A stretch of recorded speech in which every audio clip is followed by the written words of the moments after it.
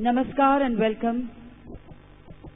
Irasai Masye Selamat Datang to the inaugural session of the 7th Vibrant Gujarat Global Summit 2015, a biennial event organized by Government of Gujarat to provide a common platform for knowledge sharing, strategic partnerships and investment inflows. The biggest event of global business opportunities in India, an event which has established a benchmark for corporate and social investments and has witnessed the renewed confidence of corporate sector for investment in Gujarat. We are honored to have with us today Honorable Prime Minister of India, Shri Narendra Modi, who conceptualized and created this event and transformed it into the business gateway of India. To inaugurate this 7th edition of Vibrant Gujarat Global Summit, we begin this inaugural session with an invocation to Lord Ganesha, in which the contemporary Sanskrit poet prays, Bharatasya Vikasaya Vishwabandhutva Vidmahe Jnana Vijnana Siddhyartham Ganeshaya Namo Namaha. Meaning, for the development of India, we have chosen the path of brotherhood. Let wisdom, science, knowledge and technology light our path. We bow down to you, Lord Ganesha, the remover of all obstacles.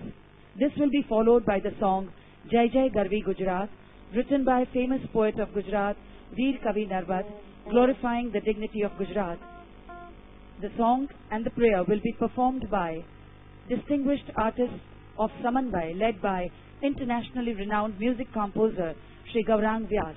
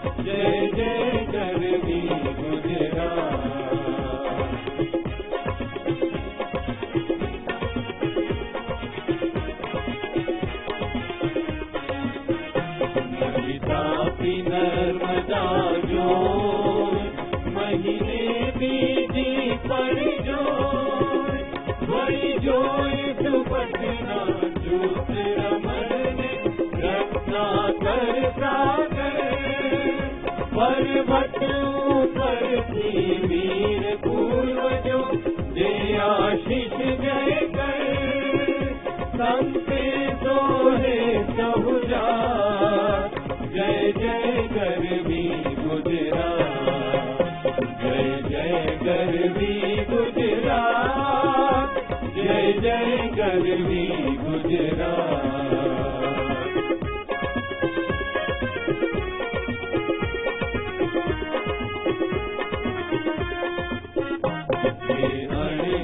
बाण नरंग से सीत राज जय संग हे रंग सखी पर अधिक सरत रंग हसे सत्वरे मान शुभ शकुन जिसे मध्यान शोभ से बीती गई से रात जल भूमि नर्मदा सार जय जय गरवी गुजरात जय जय गरवी गुजरात जय जय गरवी गुजरात जय जय Garvi Gujarat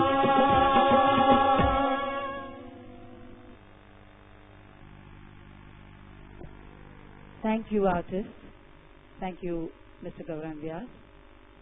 We now bring to you an audiovisual presentation showcasing the saga of Gujarat's march in the direction of growth, progress and development.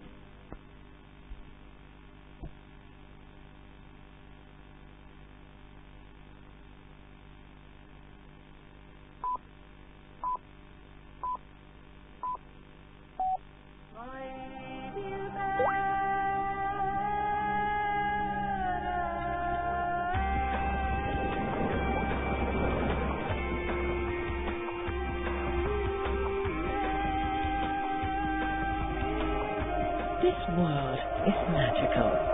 But what keeps this magical word so magical? Love and care that we all share. Partnerships that we all forge. Innovations that gift us a happy future. Peace, prosperity and development that we all dream of. And to add some more magic to this word, we are all here today. Welcome to a nation that is rich with resources, culture, nature, heritage, and one of the fastest growing economies of the world. A nation that is led by the determination of Sabka Saath, Sabka Vikas. And this global platform where we have gathered today is fondly called the growth engine of India, Gujarat.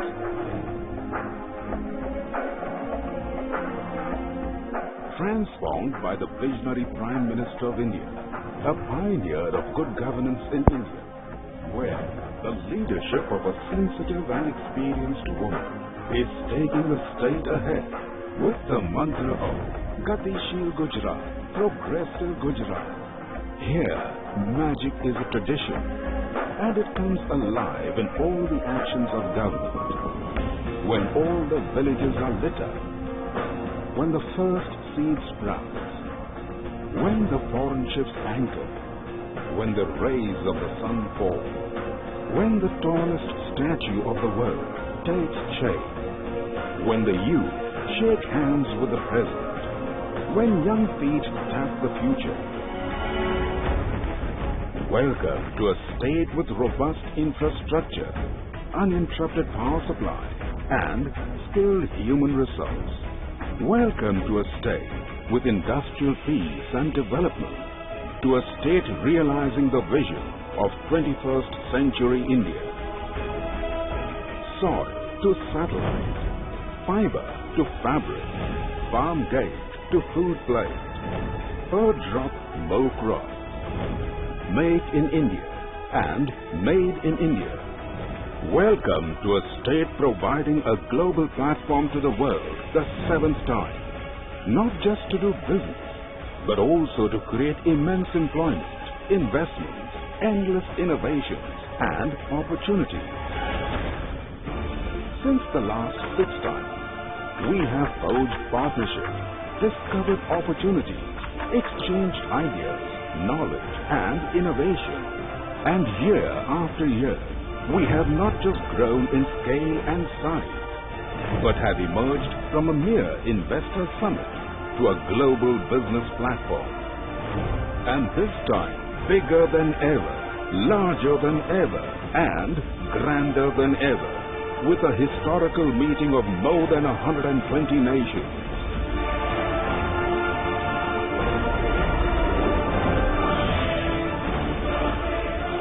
Welcome to the 7th Vibrant Gujarat Global Summit 2015, a gateway to global opportunities.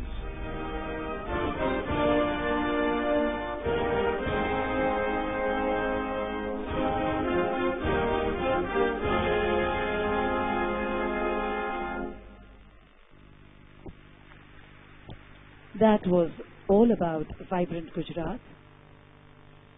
Brave, determined and dedicated Honorable Chief Minister of Gujarat, Srimati Anandiben Patel, holds the rare distinction of being Gujarat's first woman Chief Minister. During her long tenure as a minister in the Gujarat government since 1998, she has made significant contributions to the Gujarat model of development. This 7th summit gathers great momentum and dons new colors under her progressive and dynamic leadership.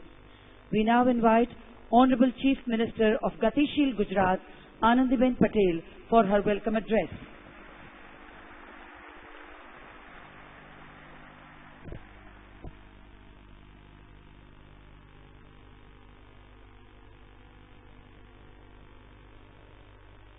I am happy to see the great response to 7th Vibrant Gujarat Global Investors Summit today. I welcome you all. Particularly, I take pride in welcoming the pioneer and architect of Vibrant Gujarat event, Honorable Prime Minister Shri Narendra Modi. Narendra Bhai, today Gujarat dedicates itself to support your call for Make in India campaign. As the most industrialized state of the country, we are committed to the cause. Prime Minister of Bhutan has kind enough to grace this occasion. There is strong cultural bond between two countries. Bhutan is the true friend of India. I extend a warm welcome to Honorable Prime Minister of Bhutan on behalf of people of Gujarat. Prime Minister of Macedonia is also with us. I feel honored to welcome him. I take this opportunity to welcome Deputy Prime Minister of Poland. It is an honor for us that Mr. Ban Ki-moon, UN Secretary General, is present here. This is the first time that the UN Secretary General is attending a business meet in India. He is also inaugurating 10 megawatt canal top solar project in Vadodara. Also a partner country for this summit, welcome the entire delegation. UK has been one of India's largest trade partners. Lord Livingstone, Minister of State for Trade, is leading the delegation, and I extend a warm welcome to your team. I extend a warm welcome to His Excellency Akbar Torkhan from Iran. There is a big delegation from Russian Federation. Gujarat has age-old relations with Astrakhan. I welcome the entire delegation. Senior Minister from Netherlands, Denmark are our guests today. I extend a hearty welcome to them. I also welcome Senior Minister from Israel, Mauritius, Romania, Fiji and Singapore, who have honored our invitation. World Bank President Mr. Jim Yong Kim, by his gracious presence here, has elevated this event to new heights. We are in the process of close collaboration with World Bank in various fields. I have the pleasure to welcome you, sir. African continent is represented in a big way here. For us, it is a relation of heart. We are ready to extend any help to see fast development of Africa. I take this opportunity to welcome and thank all for their presence. More than 100 countries are represented here. My warm welcome to all diplomats and businessmen from these countries. Along with global CEOs, leaders of Indian industry are also here. Shri Mukesh Bhai, Shri Shashi Bhai, Kumar Mangalam ji, Shri Nayak ji, Gautam Bhai and Anil Bhai. All of you have laid the foundation in evolving Gujarat as business state. I am sure you will continue to invest more in Gujarat. There are a lot of other industrialists both on the stage and in the front who have played a major role in the development of Gujarat. I welcome you all. Honorable Minister and senior officers from Government of India are also present. A warm welcome to all of you. MSME, small and medium sector has been our backbone and strength. Like every year, they are present in big number. You are going to be bringing employment to youth of Gujarat.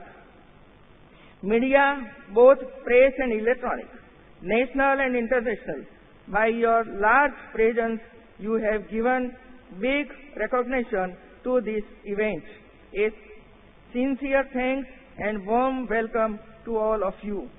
Friends, this summit is not for collaboration of economic and business exchange alone, but it covers cultural exchange and people-to-people exchange. It is a fusion of business with culture. Friends, Gujarat has truly become gateway to India for doing business.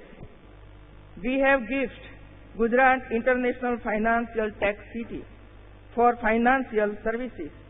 We have big ticket projects like Dorela Investment Region, Dahej Investment Region. New cities would be created in these areas covering the 1,000 square kilometers. We have robust infrastructure but would like to develop more on port, road and power. We are petroleum hub of the country. We are planning to become education and healthcare hub. We are looking at new areas like defense production and electronic goods. Our main strength will be MSME sector, medium and small industries. Agriculture, food processing, cottage and dairy industries are our top priority to empower rural masses. To achieve all these, skill development will be our top agenda. Friends, these are key sectors you should be looking at during next 2 days. I am extremely happy for the great response we have received for this summit. This hall today is testimony for this. Again, I extend a warm welcome to one and all present here today. All of us will mutually benefit during 2 days interaction. I assure Honorable Prime Minister that Gujarat will be a trendsetter for your Make in India campaign. We will add more areas for investment in these 2 days to make Gujarat truly vibrant. Narendra Bhai, આપે આપેલો મંત્ર સૌનો સાથ સૌનો વિકાસ આજે સાર્થક થયેલો દેખાય છે.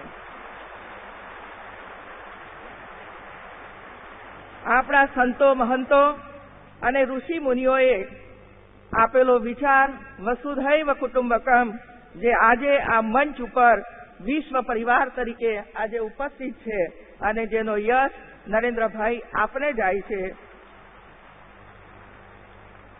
આપ સૌનો ગુજરાતની 6 કરોડની પ્રજા વતીથી હાર્દિક સ્વાગત કરું છું. જય જય ગરીબ ગુજરાત, જય જય ગરીબ Gujarat. Thank you, Honorable Chief Minister, for that very welcoming and inspiring address. We now bring to you a film on Destination India, which speaks about the various proactive policies and reforms ushered in by the new leadership of the country.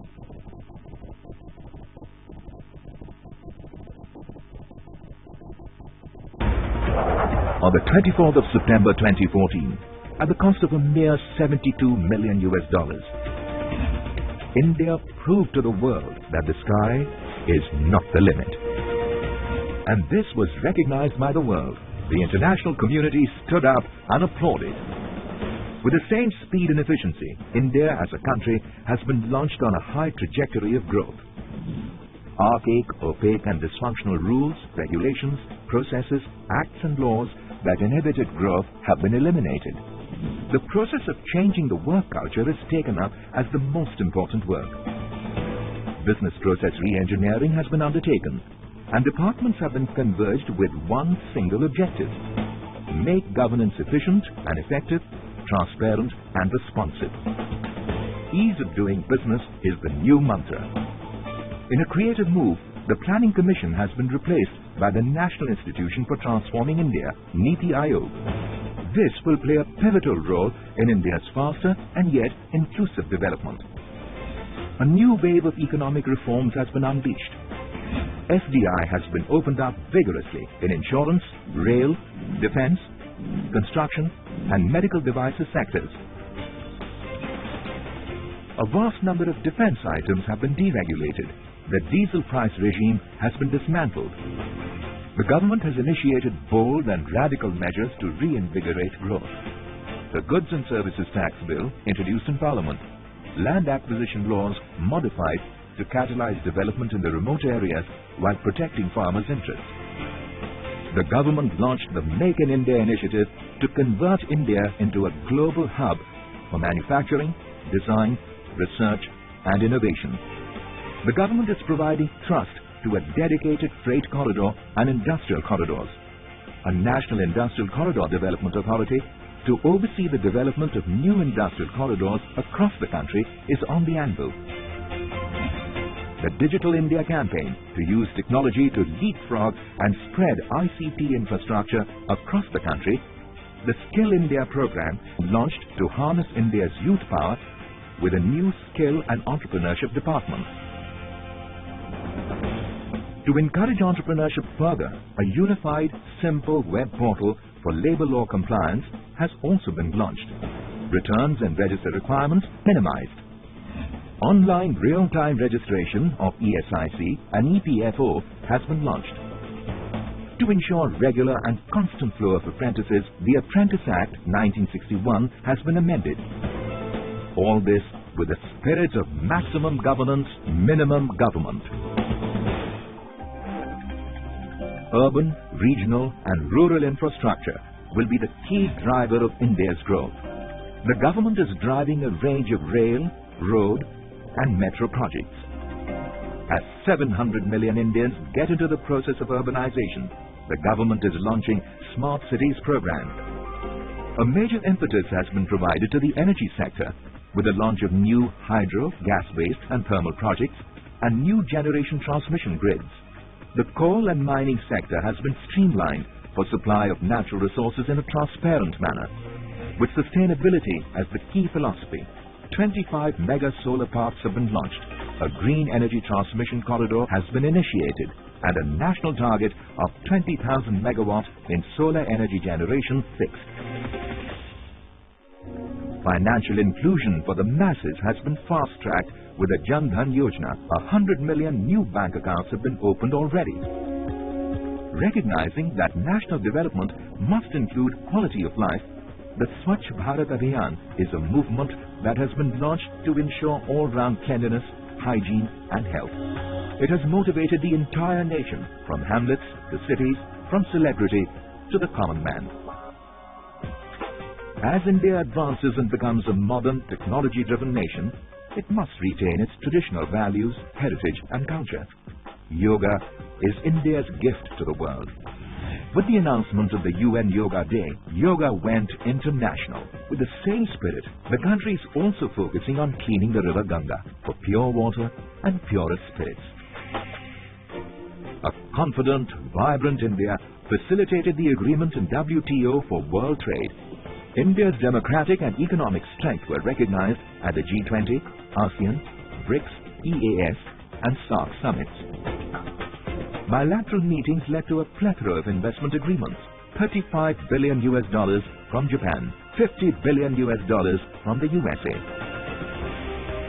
FDI has grown by 30%. Inflation is at its lowest, and there is a new energy, vibrancy and dynamism. The OECD has forecast that India is the only country among the top economies to increase its pace of growth. HSBC identified India as the world's largest growing exporter, and IMF has termed India to be the second fastest growing economy in the next 5 years. India is reinventing itself as a major economic power. India is rediscovering itself as a knowledge power, with strong institutions of democracy and a stronger workforce. India is emerging as a global destination.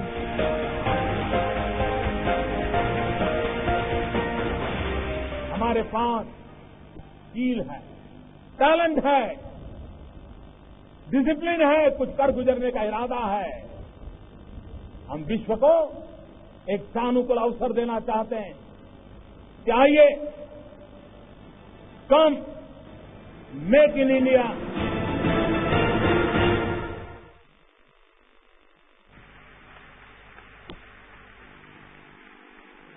That was Destination India.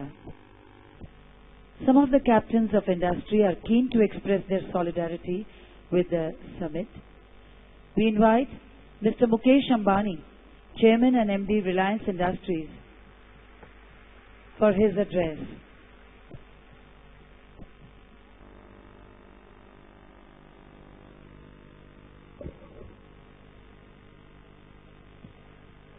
Most respected Prime Minister Narendra Modi, respected Secretary General Ban Ki-moon, our Honorable Chief Minister Srimati Anandiben Patel, members of the Government of Gujarat, ladies and gentlemen. Gujarat is a place I fondly call home. Gujarat મારું home state છે.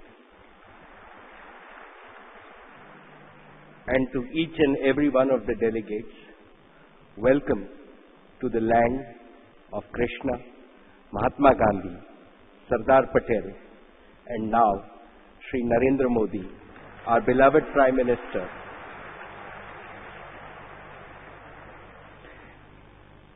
And a world leader that India is very proud of. Our respected Prime Minister Narendra Modi himself has planted the seed of Vibrant Gujarat and nurtured its incredible growth. His powerful and passionate leadership has drawn the world's best to Gujarat. Like all his path-breaking ideas, Vibrant Gujarat has exploded onto the global stage as a must-attend event at the beginning of every year. His clarion call of Make in India and Digital India has energized India and its enterprise. Ladies and gentlemen, each Vibrant Gujarat Summit has been a bigger success than the previous one, and I have been fortunate to attend each and every one of them. Our Honorable Chief Minister Srimati Anandiben Patel has carried forward this legacy, and I would like to congratulate her on this success to make the 7th the biggest ever Vibrant Gujarat. Gujarat has become the most innovative, dynamic and future-oriented state in India. From commerce to culture, from girls' education to provision of clean drinking water, Gujarat leads the country in achieving the MDG targets that are dear to Secretary General Ban Ki-moon, who is present with us. We compliment the leadership of Gujarat and commend the enterprising citizens of this wonderful state. Ladies and gentlemen, Reliance has been an inseparable part of Gujarat's success story. We are proud to be a Gujarati company. Over the last 3 decades, we have invested again and again in Gujarat to convert our business vision into reality. And Gujarat has given us so much. I would encourage each and every investor to follow our path and invest in Gujarat and benefit themselves. As Reliance, we are determined to give back to Gujarat more and more. We started our journey of Make in India, of setting up global scale manufacturing facilities in textiles, synthetic fibers, petrochemicals, rubbers, and petroleum refining. We will invest over 100,000 crores in the next 12 to 18 months in Gujarat in contributing to the Make in India and the Digital India initiative. As a part of our investments in retail and providing world-class digital services, we will partner and enable thousands of small businesses and Gujarati entrepreneurs. These partnerships will create virtuous cycles of prosperity for millions of Gujaratis. The Reliance Foundation has made a difference to the lives of 4 million Indians spread over 5,500 rural and urban locations. I have the honor of leading and chairing the Pandit Deen Dayal Petroleum University. Today, the PDPU will be hosting several sessions as a part of Vibrant Gujarat. The Reliance Foundation is committed to provide all the necessary financial support to PDPU to make it one of the leading universities in the world. Ladies and gentlemen, to my mind, Vibrant Gujarat is not just an event to celebrate the spirit of business. It is a declaration of Gujarat's determination to move ahead. Under the able leadership of our Prime Minister, the same spirit of Vibrant Gujarat is being injected across the nation to make our nation a vibrant India. This is an affirmation that India is marching forward with a clear vision to emerge as a global power, even as most of the world is struggling with low growth. India can chart a path under our Prime Minister's leadership in the next few years to really become the fastest growing economy in the world. I believe that this is a goal that is possible to achieve. For this, all of us will have to work in a spirit of partnership. Charged with this spirit, I am certain India will triumph and will be admired across the world. With these words, ladies and gentlemen, I offer each and every one of you my very warm greetings. Thank you, Mr. Ambani, for those warm words of praise for the state and its leadership. We now invite Mr. Osamu Suzuki, Chairman Suzuki Motors, for his address, which will be interpreted in English by Manju Gupta, Deputy General Manager, Maruti Suzuki India Limited.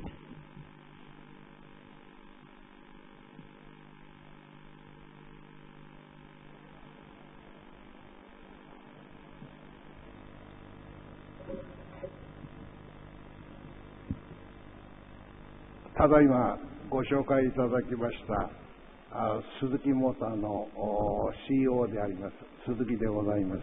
どうぞよろしくお願いを申し上げます。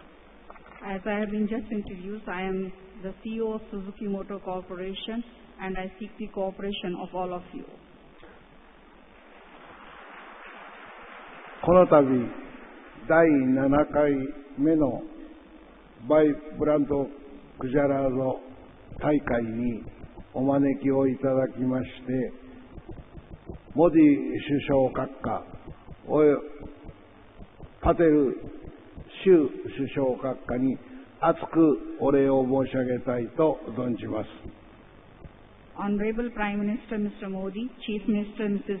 Patel, I am indeed thankful for inviting me on the glorious occasion of Vibrant Gujarat Global Investor Summit inaugural function. 私どもインドで事業を始めさせていただきましたのは1982年でございます。すでに30年を経過いたしました。はじめにハリヤナ州グルオン工場を建設し、インド政府との合弁であることも災いをいたしまして、スムースに立ち上げることができました。部品の国産化を進めながら、皆様のご協力をいただいて、事業を拡大してまいりました。その後、マネサール工場を建設いたしまして、現在、120万台の自動車を生産いたしております。インド国内はもちろんのこと、世界各国に輸出をいたしております。Since we started our operation in India in 1982, we have already completed 30 years here. We had set up our first plant at Gurgaon in Haryana state. The fact that it was a joint venture with the Indian government was also helpful. Hence, we could set up the plant smoothly and expand our business with the help of cooperation extended by you all, while promoting the localization of components. Subsequently, we had set up Manesar plant. Currently, we have achieved annual production volume of 1.2 million vehicles, and we are marketing our products in domestic market as well as exporting to each international market. 今回、私どもが将来の事業拡大と輸出を拡販を考えていたところ、グジャラード州からお誘いがありました。When I was thinking of expanding business further and increasing the export sales volume, I received an invitation from Gujarat state. 当時、グジャラード州はモディ首相閣下が州首相をやっておられ、州の経済発展を指揮しておられました。インフラ整備、手続きのスピード等の面でグジャラード州は優れており、私どもも次の工場の場所にグジャラード州を選び、現在パテル首相閣下およびグジャラード州関係各位の皆様のご支援をいただきながら、2017年7月頃生産を立ち上げたいと新工場の建設を進めているところでございます。Those days, Honorable Prime Minister Mr. Narendra Modi was serving as Chief Minister of Gujarat, and he's been leading economic growth here. Gujarat state is definitely superior in terms of infrastructure development and speed of administrative procedures. Hence, I also opted Gujarat as the next location for our next plant. Currently, we are constructing new plant in Gujarat, targeting to complete it by mid-2017 with the support of Honorable Chief Minister Mrs. Patel and all other concerned officials of Gujarat state.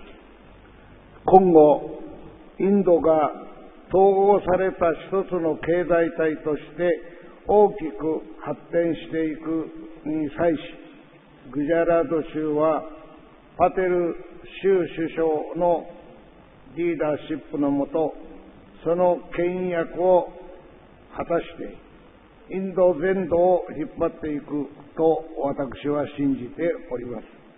India is getting consolidated as one economic entity. I think in this given situation, Gujarat will play the role of driving force, taking the entire nation in this direction under the able leadership of Honorable Chief Minister Mrs. Patel. 最後になりましたが、今回お集まりの皆様のますますのご活躍とインド政府およびグジャラード州のさらなる発展をお祈り申し上げ、結びといたしております。どうもありがとうございました。In the end, I wish business progress to all present today and wish for the growth and development of India and Gujarat, and conclude my message with these words. Thank you very much. どうもありがとうございました。Thank you, sir, for your best wishes for the growth and development of our state and our country. We now invite Mr. Kumar Mangalam Birla, Aditya Birla Group, for his address.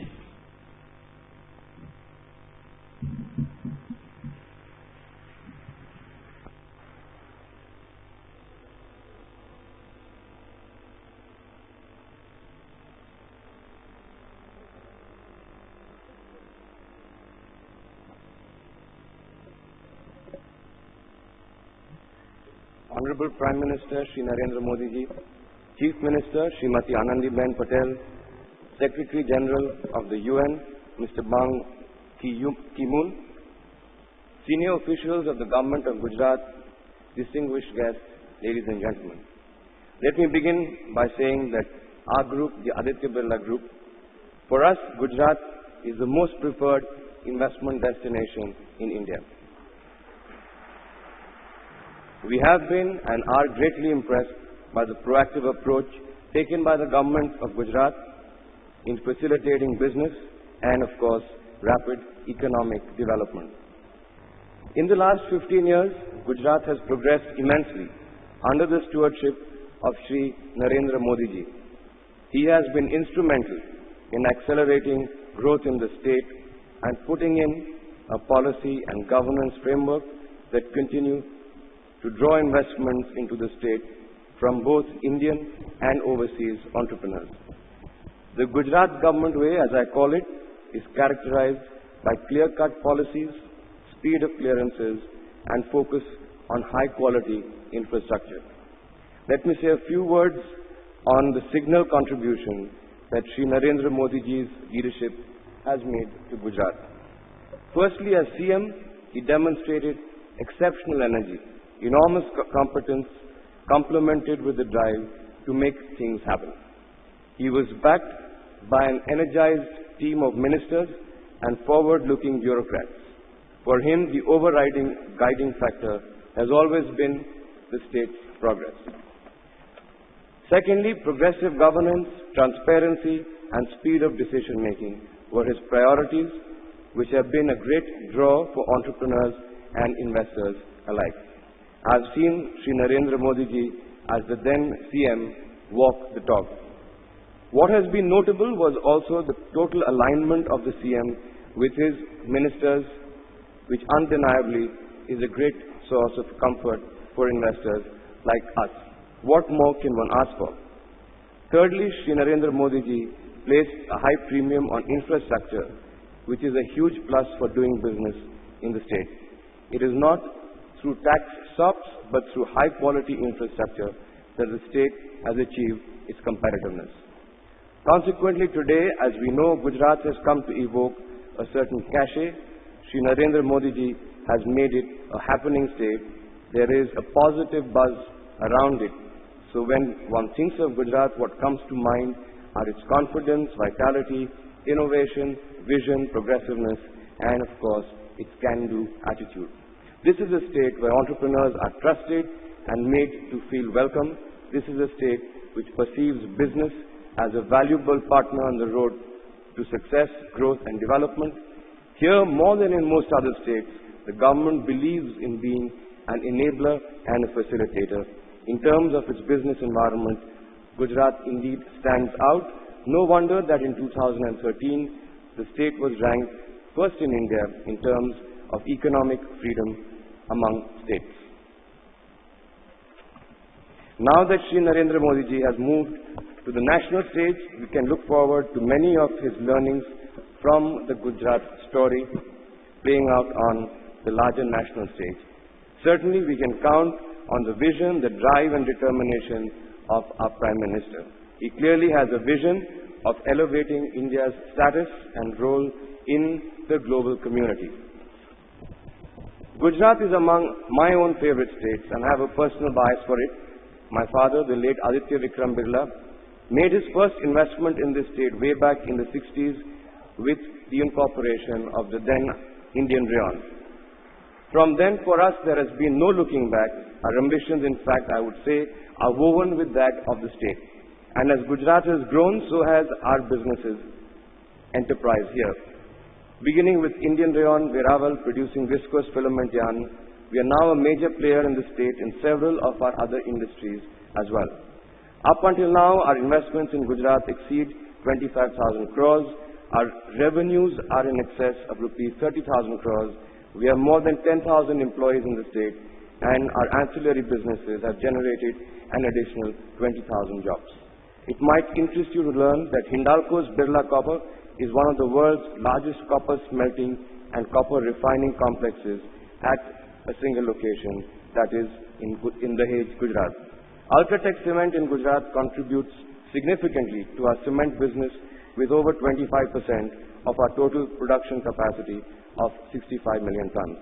In mobile telephony, Idea is Gujarat's second largest mobile operator in terms of both market share and coverage, extending to over 90% of the state's population, embracing around 11 million customers.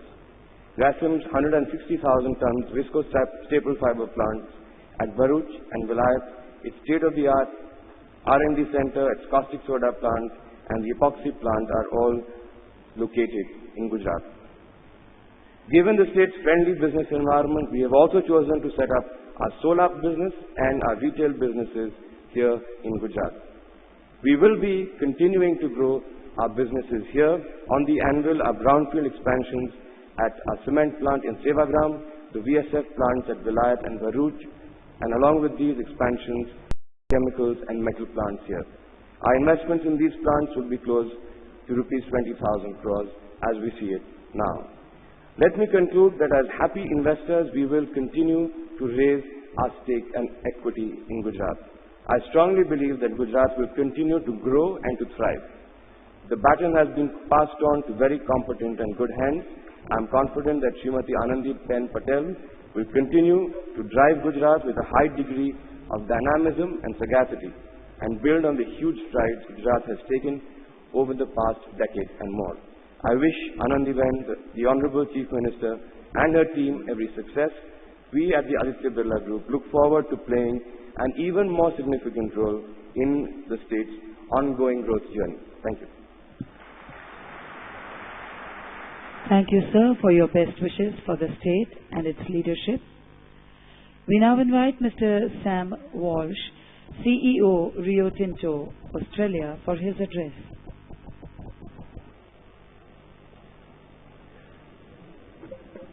Thank you very much, Honourable Prime Minister, Honourable Chief Minister, very distinguished guests all. I would like to thank you, Prime Minister and Chief Minister, for inviting me, on behalf of all the delegations here, to be part of Vibrant Gujarat 2015. This is a very important initiative. It is a very important part of being the engine of growth in India, and it provides a role model for all of India, and dare I say it, all of the world to follow, as the world desperately needs to pull itself out of the impact of the global financial crisis. But there is an air of optimism in India, and I think that we're all looking forward to the impetus that Vibrant Gujarat provides to that air of optimism, to the growth and further opportunities that are quite clearly here within India. Rio Tinto is the second largest mining company in the world. We operate in 45 countries across the total range of commodities. Our trade in India is $2 billion of sales and purchases and services that we conduct here, including a very large R&D development facility. We have two very large potential projects here in India, one in Odisha state in iron ore, a potential $2 billion project, but more importantly, a diamond project in Madhya Pradesh, which will add 30,000 jobs in the diamond cutting industry here in Gujarat. This is an important project to take forward, and diamonds are a very interesting opportunity for both ourselves and for India. My second role is as co-chair-elect of the Australia-India CEO Forum. And again, there are significant trade and investment opportunities between Australia and India in resources and LNG, in agriculture, in services, and in infrastructure. And both governments are working on a free trade agreement between Australia and India. I'm sure the Trade Minister, Rob, will speak about that shortly. But this is a key initiative in terms of fostering growth, fostering development, and strengthening the relationships between our two countries. So I'm pleased to be here to support the Prime Minister and Chief Minister. I am full of anticipation as the opportunities that will flow from this summit.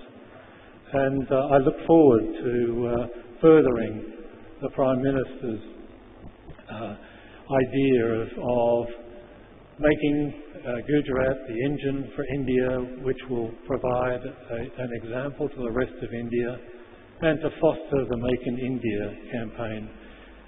I wish you all well for the Vibrant Gujarat 2015. Thank you.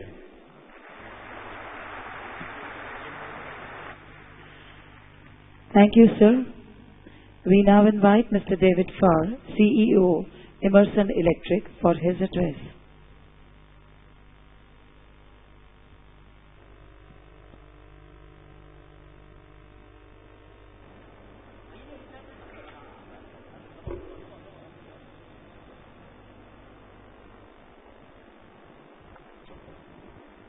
Thank you. It's a pleasure to be here today.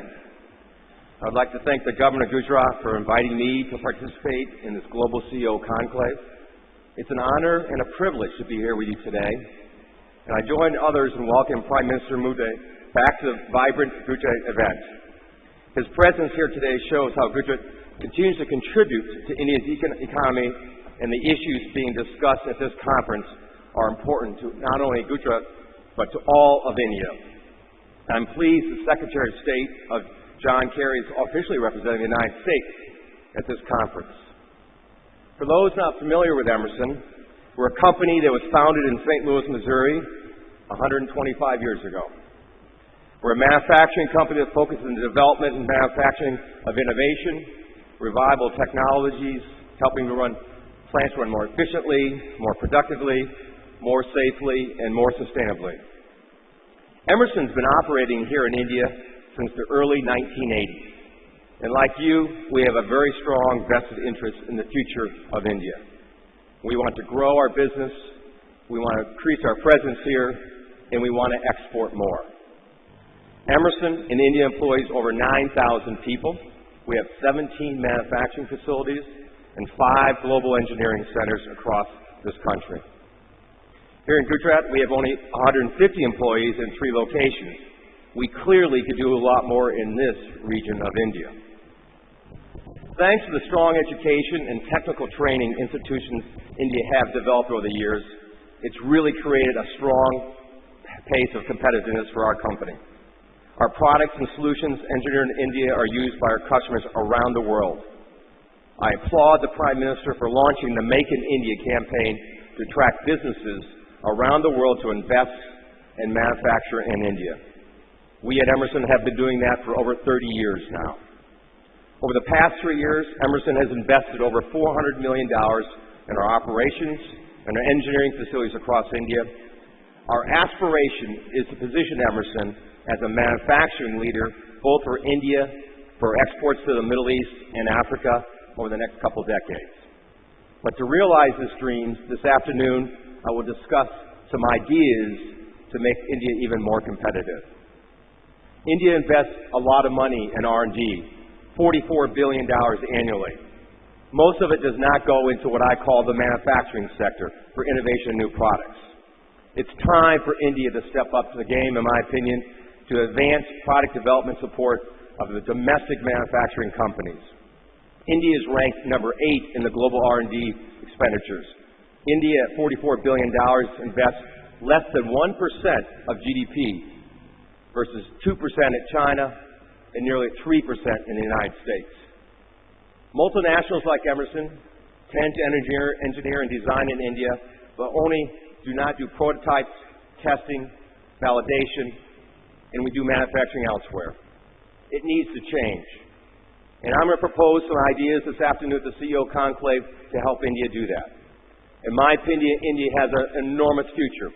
We've been here a long time, we've invested, and we want to see this country grow and prosper and become a core part of our global manufacturing and engineering capabilities.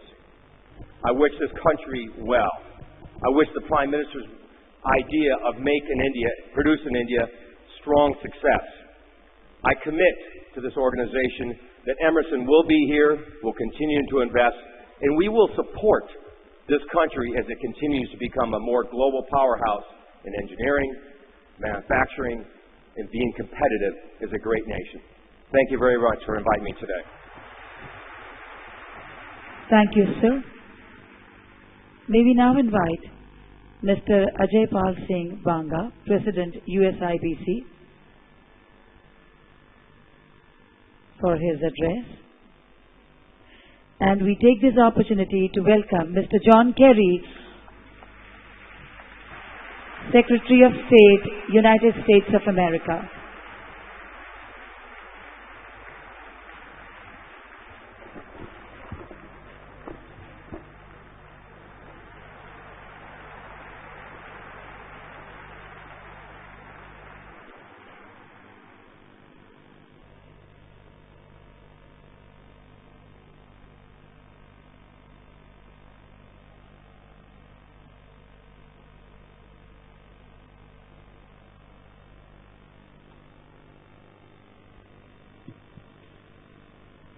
Mr. Ajay Pal Singh Banga, President, USIBC. Mr. Secretary, timing is everything. I thought the applause was for me, and then I saw that you were actually the one that they were greeting and welcoming. Distinguished delegates, it's an honor to be here, and Mr. Chief Minister, Madam Chief Minister, I want to say that purposely. The chance to say Madam in front of a Chief Minister for Gujarat is for the first time, and I want to congratulate you for that privilege. प्रधानमंत्री जी आपको मिलके फिर कुछ 3 महीने के बाद मिले हैं फिर बड़ी खुशी हुई I am glad to be here I was educated here in Ahmedabad, so I consider myself to be a product of Gujarat, and in many ways I consider myself to be an example of Make in India, because I was made in India. I was born here, I was educated here, I worked for the first 15 years in India, and like Make in India, I then got exported. And now I've been overseas for the last 15 years, so I consider Make in India to be my story as well. And leading the USIBC delegation is a real privilege. We have more than 130 people here today, and it's the largest delegation that we have led to any event, any time in the history of the USIBC. And Mr. Prime Minister, that is not because of any reason other than the fact that the world is reawakening to the promise of India. A resurgent India is in greater reach today because of the aspirations expressed by the Indian people here when they united overwhelmingly around a demand for change. And that demand was a demand for economic growth and development leading to jobs and for improvements in the quality of life of the Indian people. The two platforms that this Prime Minister campaigned on, development and jobs and quality of life. With that mandate has also come the hard work of governance. It's the hard work of a journey of a stronger India, of creating 1 million jobs a month for India's young people, of shoring up India's infrastructure from bridges and roads to education and healthcare in a way that leads to growth in jobs in the structures and sectors of the economy like manufacturing and tourism. I think over the past year, this government has gotten off to a very, very good start. Investors are hopeful that the success that the Prime Minister demonstrated here in Gujarat can lead to similar success for India as a whole. What they're looking for is greater clarity in the rules of the road. They want transparency in policy decisions, consistency and predictability. All of these remain mission critical for businessmen to decide where to put their money and for investors to have confidence in where to place their bets. My company, MasterCard, is placing its bets on India. In the last 1 year, we have invested over $250 million in ensuring that India becomes a key part of our global technology. More than 10% of our global workforce is now in India. And so we are placing our bets on India. But there are a number of areas that would benefit from increased clarity, and you all know them, but retroactive taxation, GST, intellectual property, land and labor laws, all these come to mind. Steps like the increased FDI limits in defense and insurance, along with the progress on trade facilitation, have all been very well received by investors. But each of these are going to need continuous attention over the next year, and 2 and 3. Increased FDIs and revised land laws are going to need legislative approval, and I believe that ordinances are outstanding because they demonstrate the determination of this government and this Prime Minister to make a change. But investors are anxious, will always be anxious, to wait for those approvals to come through to ensure that they have the predictability and consistency of policy that they need. The US IBC is very keen that India and the United States strike a bilateral investment treaty at the earliest possible. It will help in the predictability and consistency that business people need. And by the way, there's work to be done on the US side as well. The 114th Congress has just assembled in the United States. They need to make sure that as they address the issue of immigration, a very big issue in the United States, it is critical they do so without creating unintended consequences for India and Indian companies. US investors want to be in India in a larger way. It's in our best interest. We bring technology, we bring capital, we bring intellectual property, we bring knowledge sharing, we bring eagerness to be a strong long-term participant and a partner for India. And as we begin to embark on this new journey together, we recognize that resurgent India will not be built in a day. But we know that time remains of the essence.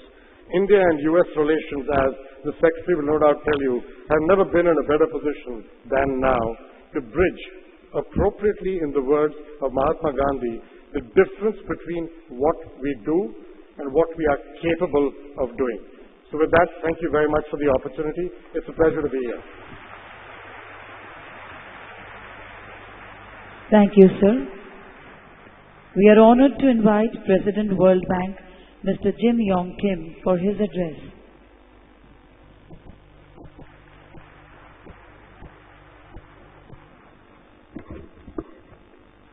Thank you so much, Prime Minister Modi, Chief Minister Patel, Secretary General Ban Ki-moon, Secretary of State John Kerry, distinguished ladies and gentlemen. Thank you for welcoming me here to Vibrant Gujarat. This is my third visit to India as President of the World Bank Group, and my first time here in Gujarat. When I received this invitation, I realized that I couldn't pass up the opportunity to visit the home state of Prime Minister Modi. In Korean culture, we take it very seriously when a friend asks you to visit his hometown. So, thank you for inviting me. I'm truly honored to be here with you, Mr. Prime Minister. At the World Bank Group, we work with countries to promote economic development and maximize economic growth. But we do this in the context of our twin goals to end extreme poverty by 2030 and to boost shared prosperity. To end extreme poverty in the world in the next 15 years, the number of people living on less than $1.25 a day has to reduce dramatically to less than 3%. To boost shared prosperity, we have to ensure that the poorest 40% of people living in developing countries share equally in the gains of economic growth. So like all of you here today, we have a deep interest in promoting policies and supporting projects that maximize sustainable and inclusive economic growth. In fact, that's our vision for 21st century global development. But we will not be able to turn that vision into reality unless India, home to more than 1.25 billion people, follows a path of rapid growth that benefits all Indians. Hundreds of millions of Indians still live on less than $1.25 a day. And the poorest 40% here constitutes 500 million people. And they themselves would be the third largest country in the world. Our success as an institution, therefore, is closely tied to this country's economic growth and development. For this reason, we're committed to catalyzing a vibrant India in addition to a vibrant Gujarat, with strong trade ties to its neighbors and one that is able to realize its full potential. For investors, entrepreneurs, and CEOs thinking of doing business in Gujarat and the country as a whole, there is much reason for optimism. We project that India will be a bright spot in an otherwise mediocre global economic outlook. Its economy, according to our projections, is expected to grow 6.4% this year and even faster in 2016. In addition, Prime Minister Modi and his government are quickly putting in place the building blocks for even more rapid growth. Streamlining the national regulatory structure, for example, using public funds more efficiently, and promoting social inclusion. For example, I've been very encouraged by the recent proposal of a Constitution Amendment Bill for a goods and services tax, which offers an opportunity to make it substantially easier to do business in India. A GST will create one common market and substantial savings for companies in terms of logistics, especially if the structure of the GST is uniform. The Modi government has also eliminated diesel subsidies that for years have been a drag on India's growth and harmed the environment. If made permanent, this decision will improve the country's fiscal position, reducing the cost of borrowing and public investments. Investing some of these newly liberated funds in human capital through, for example, increasing access to health care and education, will improve labor productivity and give people hope for a better future. As with the GST reform, this will bolster the country's attractiveness to investors in business, raise workers' incomes, and create jobs. In addition to the action that will accelerate growth, we're very encouraged to see that Prime Minister Modi has focused on programs to promote the broad sharing of the benefits of growth. Indian society has had an enduring exclusion that is based, among other things, on caste identities. This bias can impede shared prosperity, serving as a basis for discrimination in many spheres, including in employment and in other markets, as well as in public services. The government is well aware of this problem. Its special allocation to a fund for entrepreneurs from among the scheduled castes and its focus on fixing bottlenecks so that money earmarked for the scheduled tribes reaches them are both ethically just and economically sound responses. These tax and subsidy reforms and public investments in human capital are essential to generating inclusive and sustainable growth in India over the next century. However, we all know that more can be done. Last July, when Prime Minister Modi and I met in Delhi, he asked us at the World Bank Group to serve as the government's information partner for its aggressive campaign to improve the economic welfare of all Indians. Together, the World Bank Group and the Government of India will build on decades of effective collaboration, which includes iconic projects like the Green Revolution and the White Revolution, the roads, bridges, and rail networks that link this vast land, and campaigns to tackle polio, tuberculosis, HIV/AIDS, and leprosy. We'll offer technical expertise and share knowledge on a variety of issues central to the country's accelerated economic development. I'm particularly excited about our work together on renewable power because it can make India the world leader in solar energy. The government has set an ambitious target of using solar power to produce 100,000 megawatts of electricity by 2022, which represents 12% of its total demand.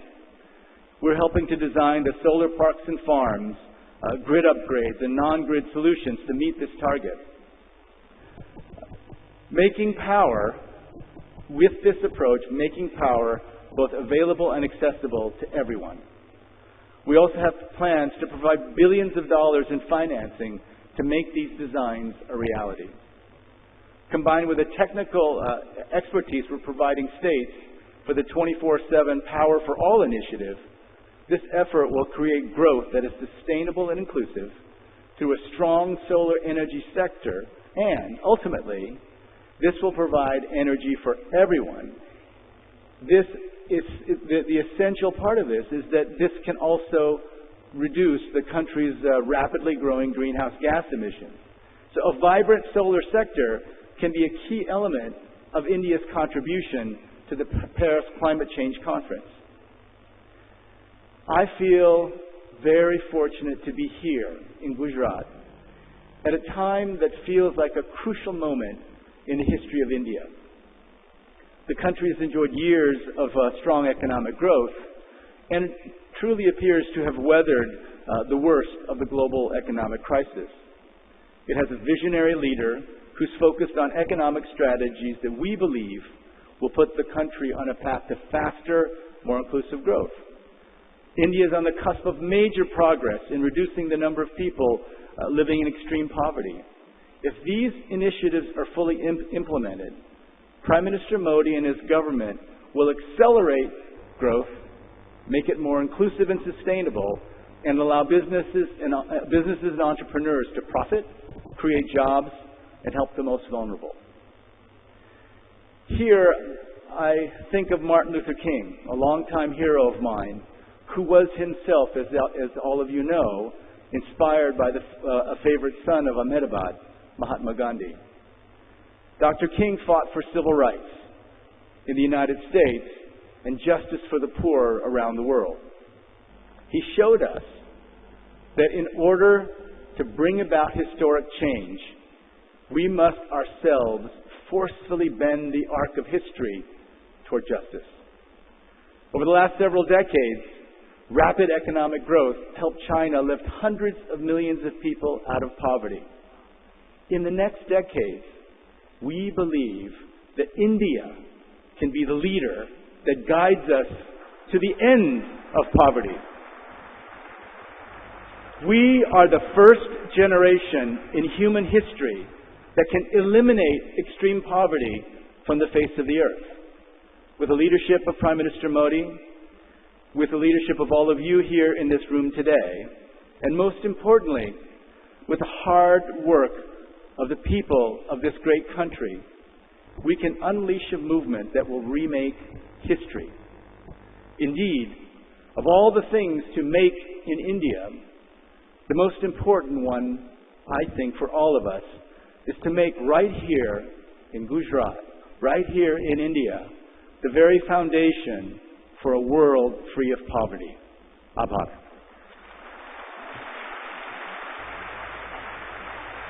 Thank you, sir. You just heard some of the captains of industry expressing their solidarity with this summit. We now invite leaders from our partner countries to give their special address. We invite Mr. Andrew Robb, Honourable Minister of Trade and Investment, Government of Australia. Thank you. Prime Minister Modi, distinguished guests, delegates, ladies and gentlemen, it is indeed a great privilege to have this opportunity to represent Australia, and we are proud as a country to be a country partner for Vibrant Gujarat for the second time. And given that Prime Minister Modi was in my hometown of Melbourne just 2 months ago, it is indeed a privilege also for me to visit Mr. Modi's hometown. Ladies and gentlemen, Australia has enjoyed 23 years of uninterrupted economic growth. Despite the Asian exchange rate crisis, despite the tech wreck at the turn of the last century, despite the aftermath of the 9/11 terrorist atrocity, and despite the global financial crisis. Throughout these 23 years, we saw national economic growth averaging 3 to 3.5%, and we've seen the wealth of Australians more than double. This long period of growth and prosperity over the last 23 years followed a major freeing up of our economy in the late 1970s and the 1980s.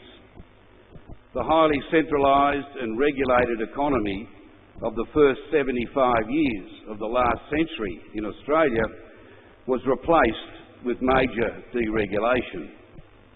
Deregulation and freeing up of financial and currency markets, deregulation of agricultural marketing, large-scale tariff reductions with tariffs now averaging just over 2%.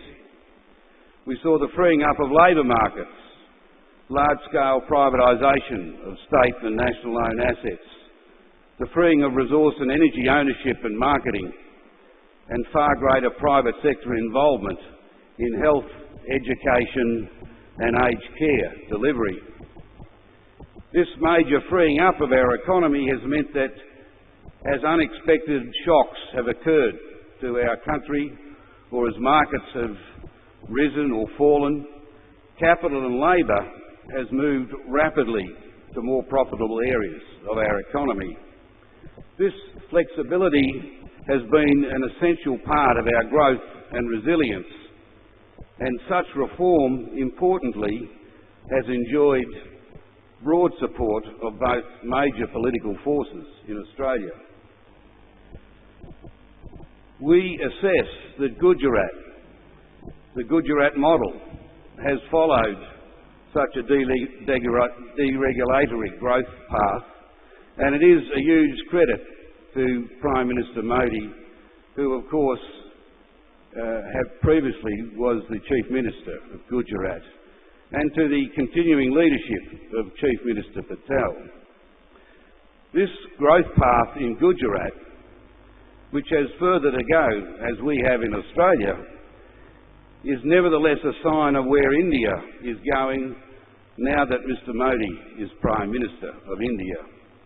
In this regard, Australian business is very excited about the vision that Prime Minister Modi has for India, and it's why this week I'm leading a delegation of 450 of our business leaders for Vibrant Gujarat and for what we call Australia Business Week in India.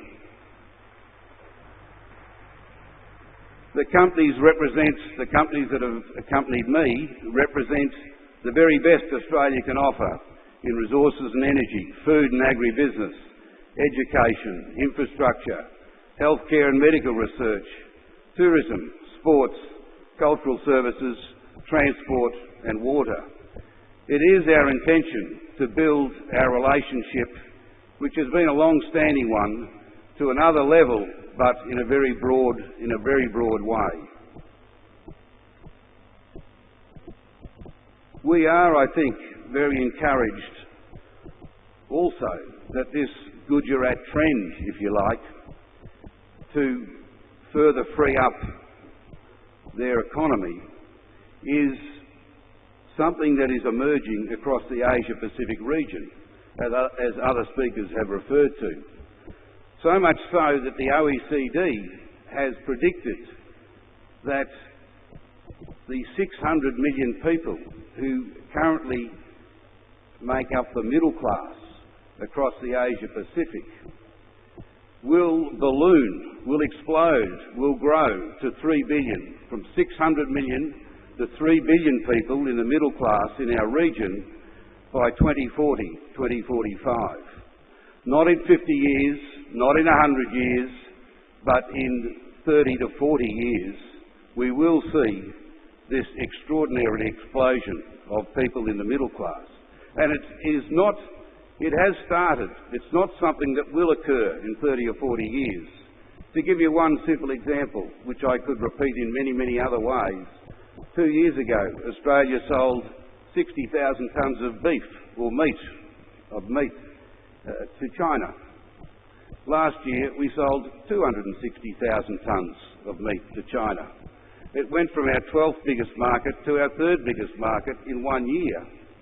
And that sort of phenomena is occurring not just in China but in other parts of the region, and you can see the potential and the start of such a revolution, in a sense, that is occurring here in India. And we can see it as evidenced by the progress in Gujarat. We can see it by the enthusiasm and the expectation that I witnessed in visits to India since the election of Prime Minister Modi. I've seen it with the diaspora of 500,000 Indian Australians and the enthusiasm that they have to link and be a part of what is starting to emerge in an economic and social sense in this great country. As part of these extraordinary developments across the region, India is on the cusp of a transformation that will see hundreds of millions removed from poverty. This will be a humanitarian miracle in this country in the years ahead. Australia and Gujarat understand that growth is fuelled by private endeavour and private sector innovation, by increased trade and investment. Both our Prime Ministers have signalled their strong commitment to a comprehensive bilateral trade and investment agreement between our two countries, an agreement to be completed this year. But if India is to restore its historic position as one of the world's economic powerhouses, strong partnerships, of course, are also needed with many, many countries, such as those represented here today, to seek the best the world can offer, for the world to play its part in helping India reach the enormous potential, the exciting potential that exists. And in this regard, to this end, Australia is very willing and able to be a long-term business partner to Gujarat and to India. I wish you well.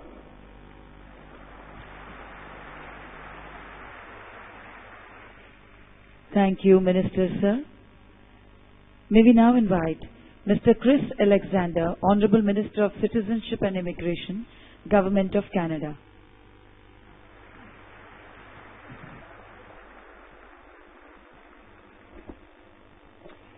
Namaskar.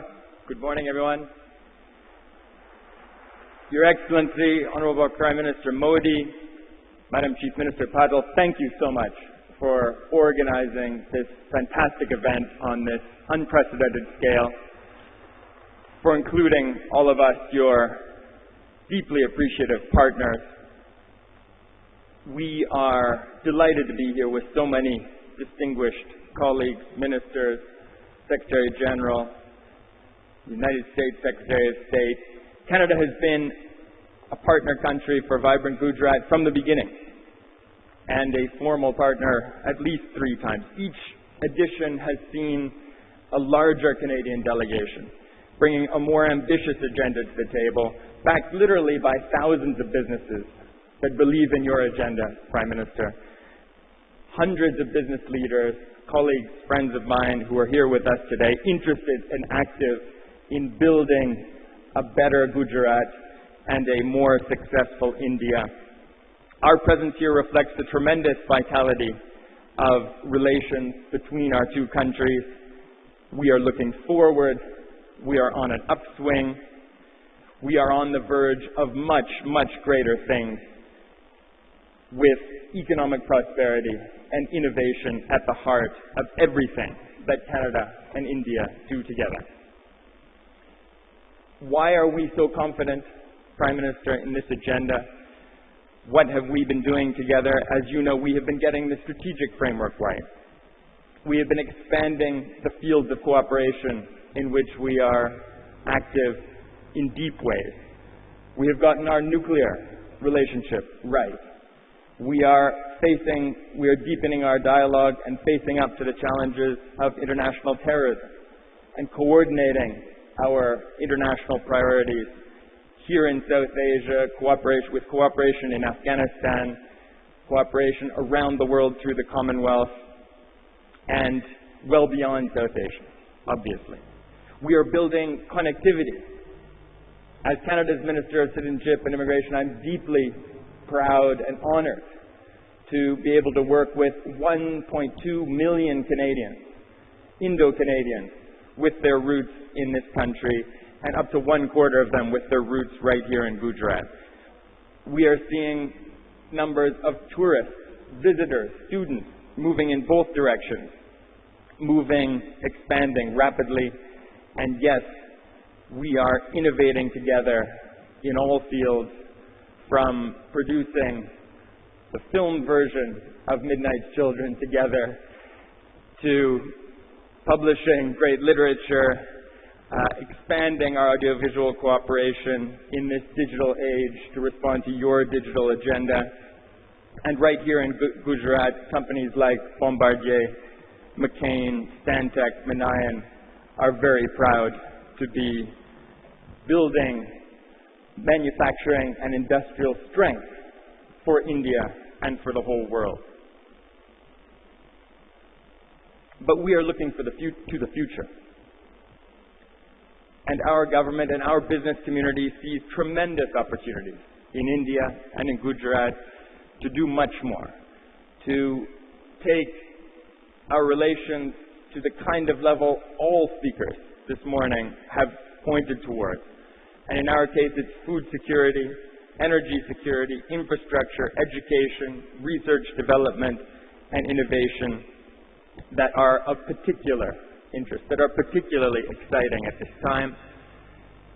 We see the challenge of infrastructure, not just in India, but around the world. And we see an opportunity for Canada's construction and engineering industries to partner with so many small, medium-sized, and large industrial concerns in India to meet that challenge across Asia and around the world. We recognize the promise of food security for poverty reduction.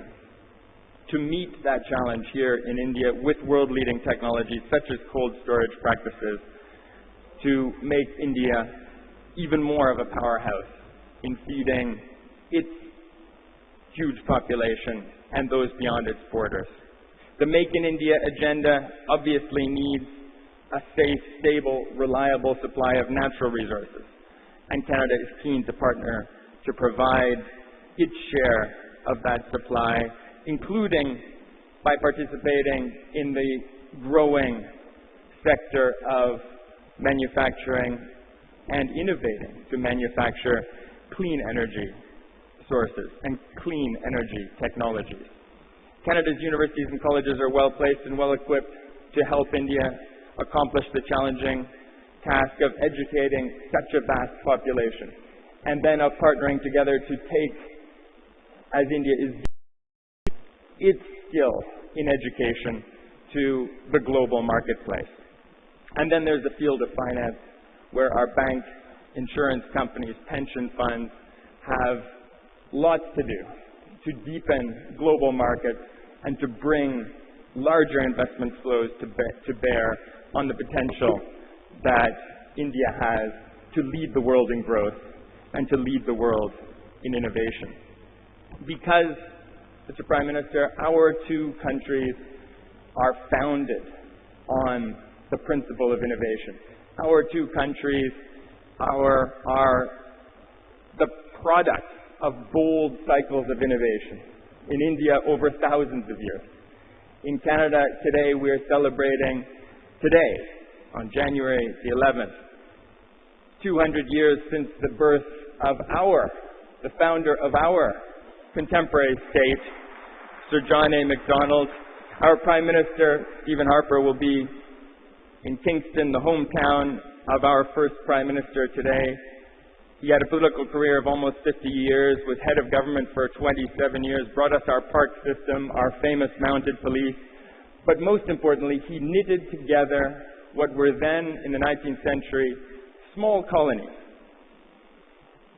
and built them into a continental, bicultural nation that reached the Pacific and the Arctic Oceans, that was bound together with infrastructure, a railway unprecedented in its time.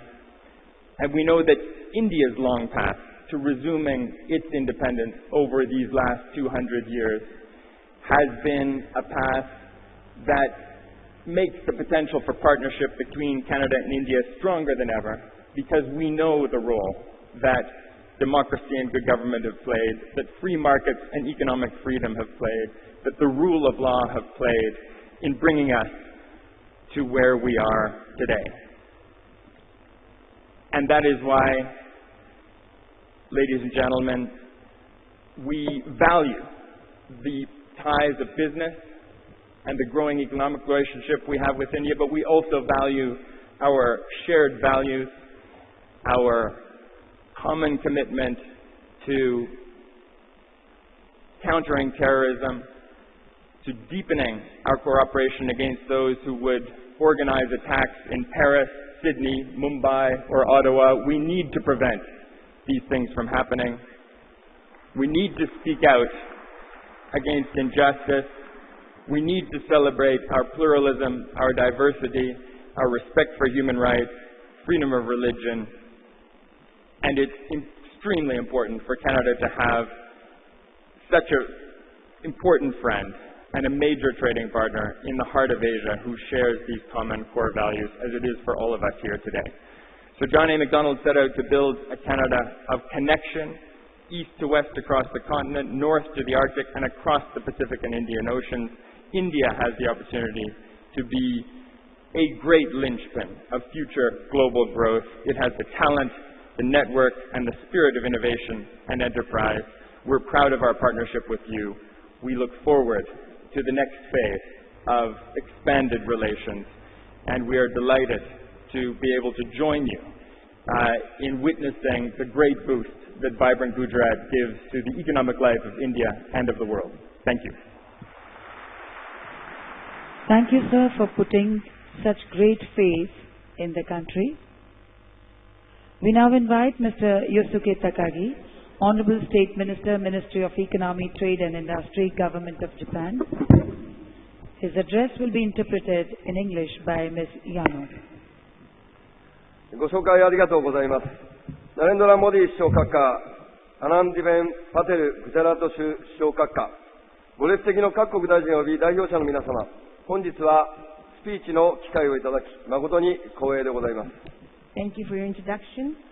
Honorable Prime Minister Modi, Honorable Chief Minister Patel, distinguished ministers, heads of delegations, ladies and gentlemen, it is indeed a great honor for me today to be given this opportunity to speak in front of you.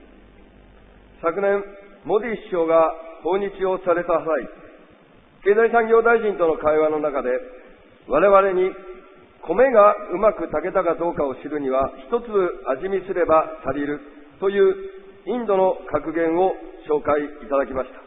インドの素晴らしさを知るには、最も進んでいるグジャラートを見るだけで十分という意味だと理解をしています。Last year, when Prime Minister Modi visited Japan, in his meeting with the Minister of Economy, Trade and Industry of Japan, Prime Minister Modi referred to an Indian proverb, to know whether the rice is cooked, it's enough to examine just one grain of it. I understand this to mean, to know how wonderful India is, it's enough to see just Gujarat, which is the most advanced. Since yesterday, I have seen myself the profound history and overwhelming vigor and vitality of the state of Gujarat, and have been able to feel the unlimited potential of the rapidly rising India. さて、日本インドの関係は昨年9月の日印首脳会談を契機に具体化の段階に入りました。我々は首脳会談で合意した日本からインドへの進出企業数と直接投資額を5年で倍増するという目標達成のため全力を尽くさねばなりません。Relations between Japan and India have entered a stage of concrete implementation with the Japan-India summit meeting last September. And we have to do everything we can to achieve the target of doubling Japan's foreign direct investment here in India and the number of Japanese companies here in India within 5 years, as agreed by our two prime ministers. 折しも日本では昨年末の衆議院総選挙で勝利を経て第3次安倍内閣が発足しました。新内閣では成長戦略を強力に実行実現することとしており、成長戦略の一つの柱が日本企業の新興国への展開を支援する新興国戦略の進化です。中でもインドは日本企業へのアンケートによる中期的にも長期的にも世界で最も魅力的な投資先と考えられており、最重要国の一つです。2014年、インドに進出した日本企業は1200社を超えました。In Japan, after winning the lower house elections at the end of last year, the third Abe government was inaugurated. The new cabinet in Japan will be focusing on the execution of our growth strategy with all the resources we have. And one of the pillars of our growth strategy is support for Japanese companies making investments and starting operations in emerging countries. According to a questionnaire survey of Japanese companies, India is considered the world's most attractive destination for investment, both in the medium term and the long term. And it is one of our priorities.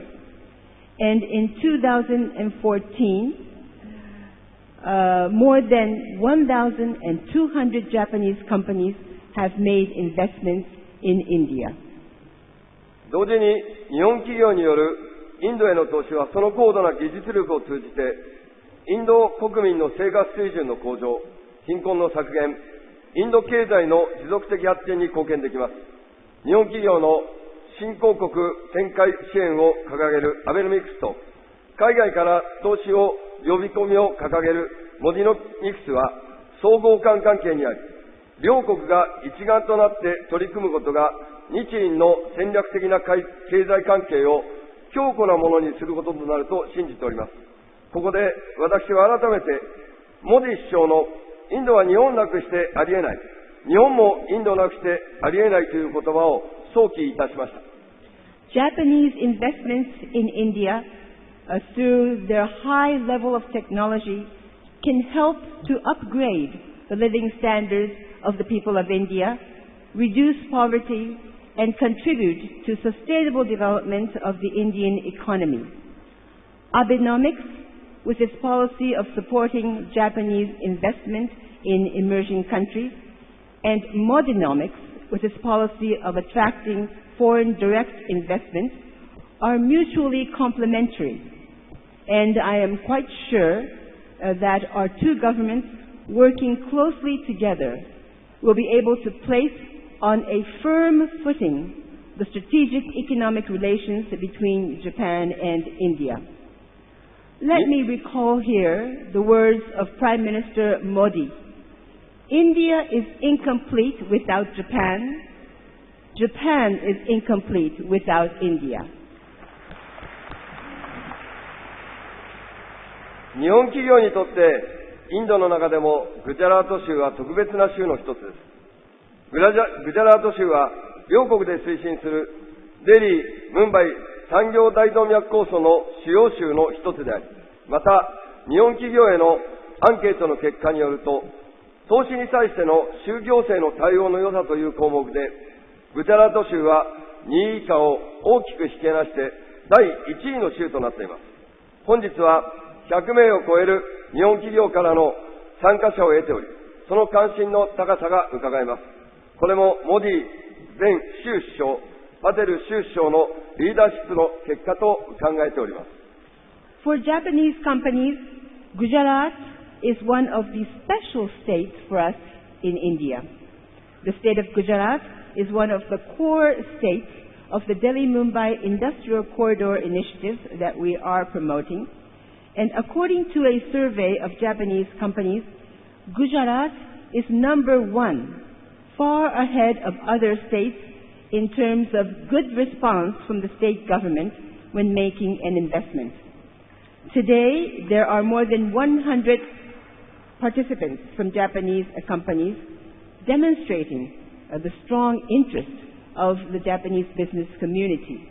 And I consider this to be the result of the strong leadership taken by the previous Chief Minister Modi and the current Chief Minister Patel of the state of Gujarat.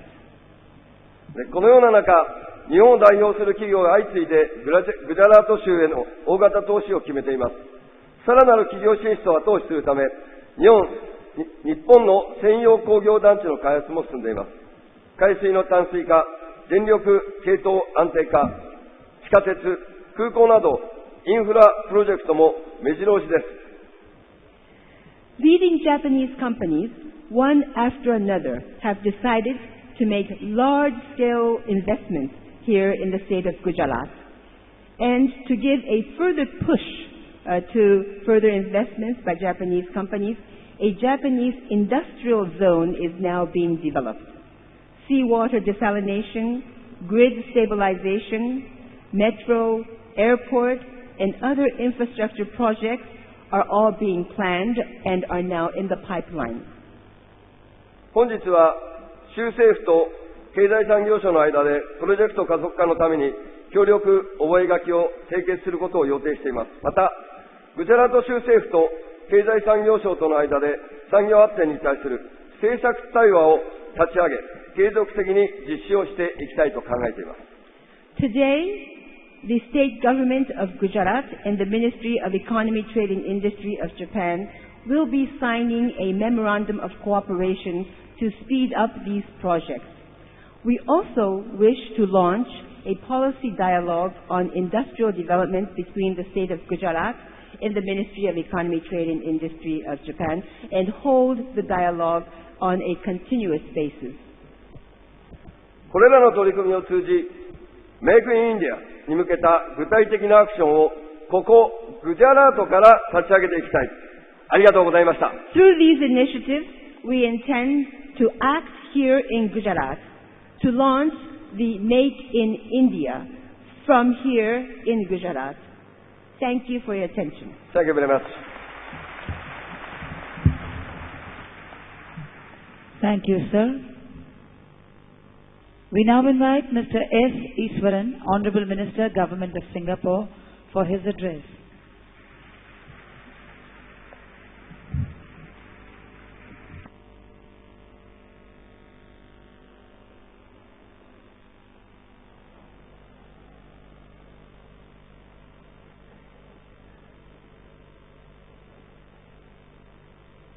Your Excellency, Shri Narendra Modi, Prime Minister of India, Your Excellency, Srimati Anandiben Patel, Chief Minister of Gujarat, distinguished guests, ladies and gentlemen, namaskar. And I'm delighted to join you for the 7th Vibrant Gujarat Summit 2015, here at the beautiful venue of Mahatma Mandir. Let me first, on behalf of the official and business delegation of Singapore, thank Prime Minister Modi, Chief Minister Patel, the officials, the state of Gujarat, and the people of Gujarat for the very warm hospitality that you have extended to all of us. Thank you. Singapore has been an active participant in Vibrant Gujarat since it began in 2003. And we have seen the summit grow steadily in scope and scale, mirroring the impressive, rapid progress of Gujarat under the visionary leadership of first Shri Modi and continuing now with Srimati Patel at the helm. This year, Singapore is especially honored to be a partner country of the summit. We have here today with us the largest delegation of Singaporean businessmen to India in recent years. Their participation reflects the high level of interest from them and indeed from other businesses in the region and the confidence that they have in the attractive investment and business opportunities offered by Gujarat and indeed the whole of India. This confidence stems in no small part from Bharatiya Janata Party's historic victory in the general elections last year and the strong leadership of Prime Minister Modi. As an old friend and partner of India, Singapore is excited by Prime Minister Modi's vision for India and the way he has energized the government and people of India to take decisive steps to realize that vision. And this includes Make in India, to transform India into a global manufacturing hub, and 100 smart cities to develop new cities and upgrade existing ones into modern cities that are sustainable and highly livable with excellent infrastructure and amenities and effective governance. The fact that Prime Minister Modi personally oversees the project monitoring group and clears crucial projects signals to the international business and investor community that this time India really means business. India has always been a close friend and strategic partner to Singapore. And this year we mark our 50th year and 50th anniversary of the establishment of diplomatic relations between India and Singapore. And this is a relationship that is anchored at the leadership level, at the business level, and at the people-to-people level. And in fact, even before that, Singapore has had strong trading links that go back several centuries, since Gujarati traders first brought spices and cloths from the western coast of India and the Middle East to Southeast Asia. Gujarati traders were also among the pioneering. We look forward to continuing this deep relationship under Chief Minister Patel and Prime Minister Modi's leadership. The development priorities and economic agenda of the new Indian government present many possibilities to forge new partnerships with India. One area where Singapore hopes to make a significant contribution is to Prime Minister Modi's initiative to develop smart and sustainable cities. This is also one of the themes of Vibrant Gujarat. Singapore government agencies and our private sector can make useful contributions in this sector, having gained much expertise in driving our own development over the past 5 decades. And we have been in discussions with the central government on its smart cities initiatives. We are also working with Andhra Pradesh on the master planning and development of its new capital city and exploring opportunities in other states and cities in sectors such as township development, industrial and IT parks, as well as utilities such as water and power. Gujarat is one state where there has been strong commercial interest from Singapore companies because of its pro-business environment and good infrastructure. Among the 100-strong Singapore business delegation present today, there are many urban solutions companies as well as businesses in the infrastructure, food processing and education sectors. And they share our enthusiasm in looking forward to deepening our business collaboration with Gujarat. Singapore can also work with Gujarati and Indian businesses to expand their reach into Southeast Asia and beyond. India is well positioned to attract investments from companies from all over the world. But manufacturing today is no longer undertaken in a single location. It involves well-connected global production chains where different stages of production are located in different countries. As India becomes a global manufacturing hub, it will need to plug into these global networks and supply chains. It will also need to ensure the easy movement of goods, both raw materials and finished products, in and out of the country. In that regard, Gujarat is ideally located, has excellent ports, and is a model for trade and business in India. Singapore has always welcomed and promoted India's deeper engagement with ASEAN, Association of Southeast Asian Nations. And this year, with the establishment of the ASEAN Economic Community, this impetus gathers greater focus. As a business and financial hub in the region, Singapore will continue to work with the government and the business community of India to deepen your ties and your collaborations with Southeast Asia. Indian and Gujarati companies can and already do leverage on the economic integration initiatives, such as the bilateral comprehensive economic cooperation agreement between India and Singapore and the recently concluded ASEAN-India Free Trade Agreement to grow their businesses in the region. I want to conclude by congratulating Prime Minister Modi and Chief Minister Patel and all involved on the enormous success of Vibrant Gujarat. Vibrant Gujarat 2015 is an excellent and timely platform for businesses to explore opportunities in India through Gujarat.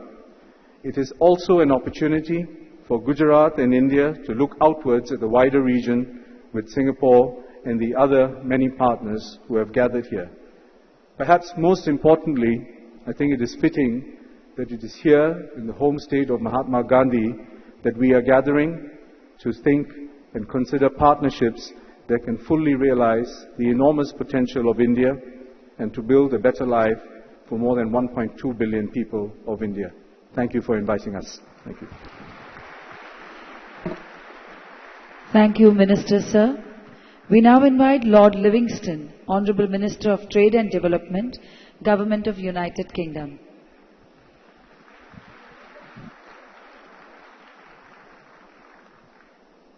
Your Excellency, Shri Narendra Modi, Honourable Prime Minister of India, Honourable Ministers of India, Honourable Chief Minister Patel, Secretary General, and to everyone, you're all distinguished guests. I'm delighted to be here, the UK as a partner country again, and head of the largest ever UK delegation to come to a very, very vibrant Gujarat. Gujarat embodies so much of India's aspirations, and Gujarat-UK relations mirrors the strength of the UK-Indian ties. Gujarat is leading the way with its pro-business agenda, which the UK has also put very much at the heart of its strategy and its rapid economic recovery. It is perhaps our kindred spirit that is the reason why so many Gujaratis have prospered in the UK. The UK is the home to one of the largest, if not the largest, Gujarati diaspora populations. We are very proud of their huge contributions as political leaders, as business leaders, as leaders in medicine, to name but 3 areas. Thank you very much to them. Also, many British firms have chosen this state as a partner and a place to invest, such as BCG's investments supply Gujarat with liquefied natural gas over a 20-year period in a multi-billion-dollar partnership. Or the government's arm, UK Export Finance, providing a multi-hundred-million-dollar credit line for the expansion of the Reliance refinery in Jamnagar, Gujarat. Or the many, many UK smaller companies who are proud to say not just that they make it in India, but that they make it in Gujarat. I am also delighted to confirm that within just a few weeks, the UK will be opening a new Deputy High Commission in Ahmedabad.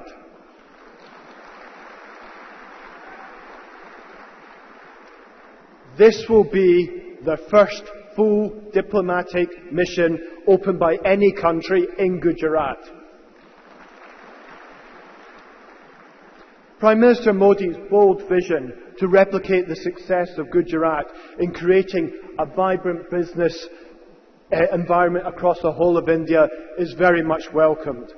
And as you know, Prime Minister, the UK is already proud to be a major economic partner of India. The UK is the biggest maker in India of any foreign country. 10% of all investment from foreign countries since the turn of the century has come from the UK. So many companies, many of them that are even thought of Indians, such as JCB or Unilever, but I could mention Rolls-Royce, Vodafone, just to name a few. They have a huge presence here and are investing substantially in India. But it's not one way. India also invests hugely in the UK. In fact, India invests more in the UK than they do in the rest of the EU combined. We are very proud that one of the biggest UK manufacturing employers in the UK is, of course, India's Tata. So thank you to them, and thank you for the cars and the steel and the tea that they all make. And we want to build on this partnership. Yesterday we launched the Great Collaboration Campaign. That's the UK responding to Prime Minister Modi's call to make it in India. The UK and India make great things together. And Prime Minister Modi couldn't have put it absolutely wonderfully well, and I couldn't have put it better myself. He called the UK and India together an unbeatable combination. So I'm delighted to be here helping UKs further this relationship across India. In construction, for example, I saw yesterday at a new world-leading multi-purpose stadium being developed in Ahmedabad, a stadium which was involving UK technology on one side and Indian know-how and entrepreneurism on the other. As a result, here we will have the most technically advanced sports stadium anywhere in the world, and fulfil, indeed, one of Prime Minister Modi's visions that he first had when he was Chief Minister here. In energy, BP and Reliance, in partnership, have invested over $7 billion so far, and they are keen to carry on that investment with a further potential $10 billion of further investment. Indeed, also in areas such as finance, because all of India's ambitious programme needs finance, and through the new UK-India Financial Services Partnership, we'll be helping to bring the world's capitals and capabilities from the City of London to India. We also want to support Prime Minister Modi's reform agenda, and I think we can share some of our own reform experiences. My government has created a fund to support Indian-UK technical collaboration to help deliver Prime Minister Modi's ambition for the ease of doing business. I hope you will not mind me saying this, but the UK may have been responsible for some of India's regulations from the past, so the least we can do is to help you remove a few of them now.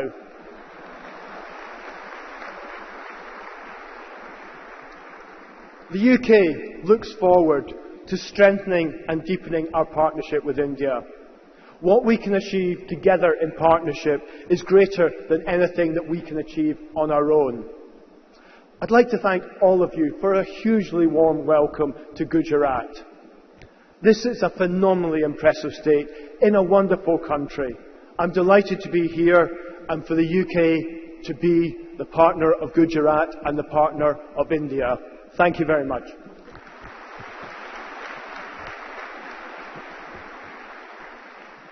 Thank you, Minister, sir. We now invite Mr. Simon Smith, Honourable Vice Minister of Foreign Trade, Government of Netherlands.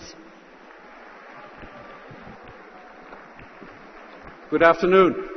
It's afternoon. How do we top the British? Maybe by identifying ourselves as Dutch. There we go.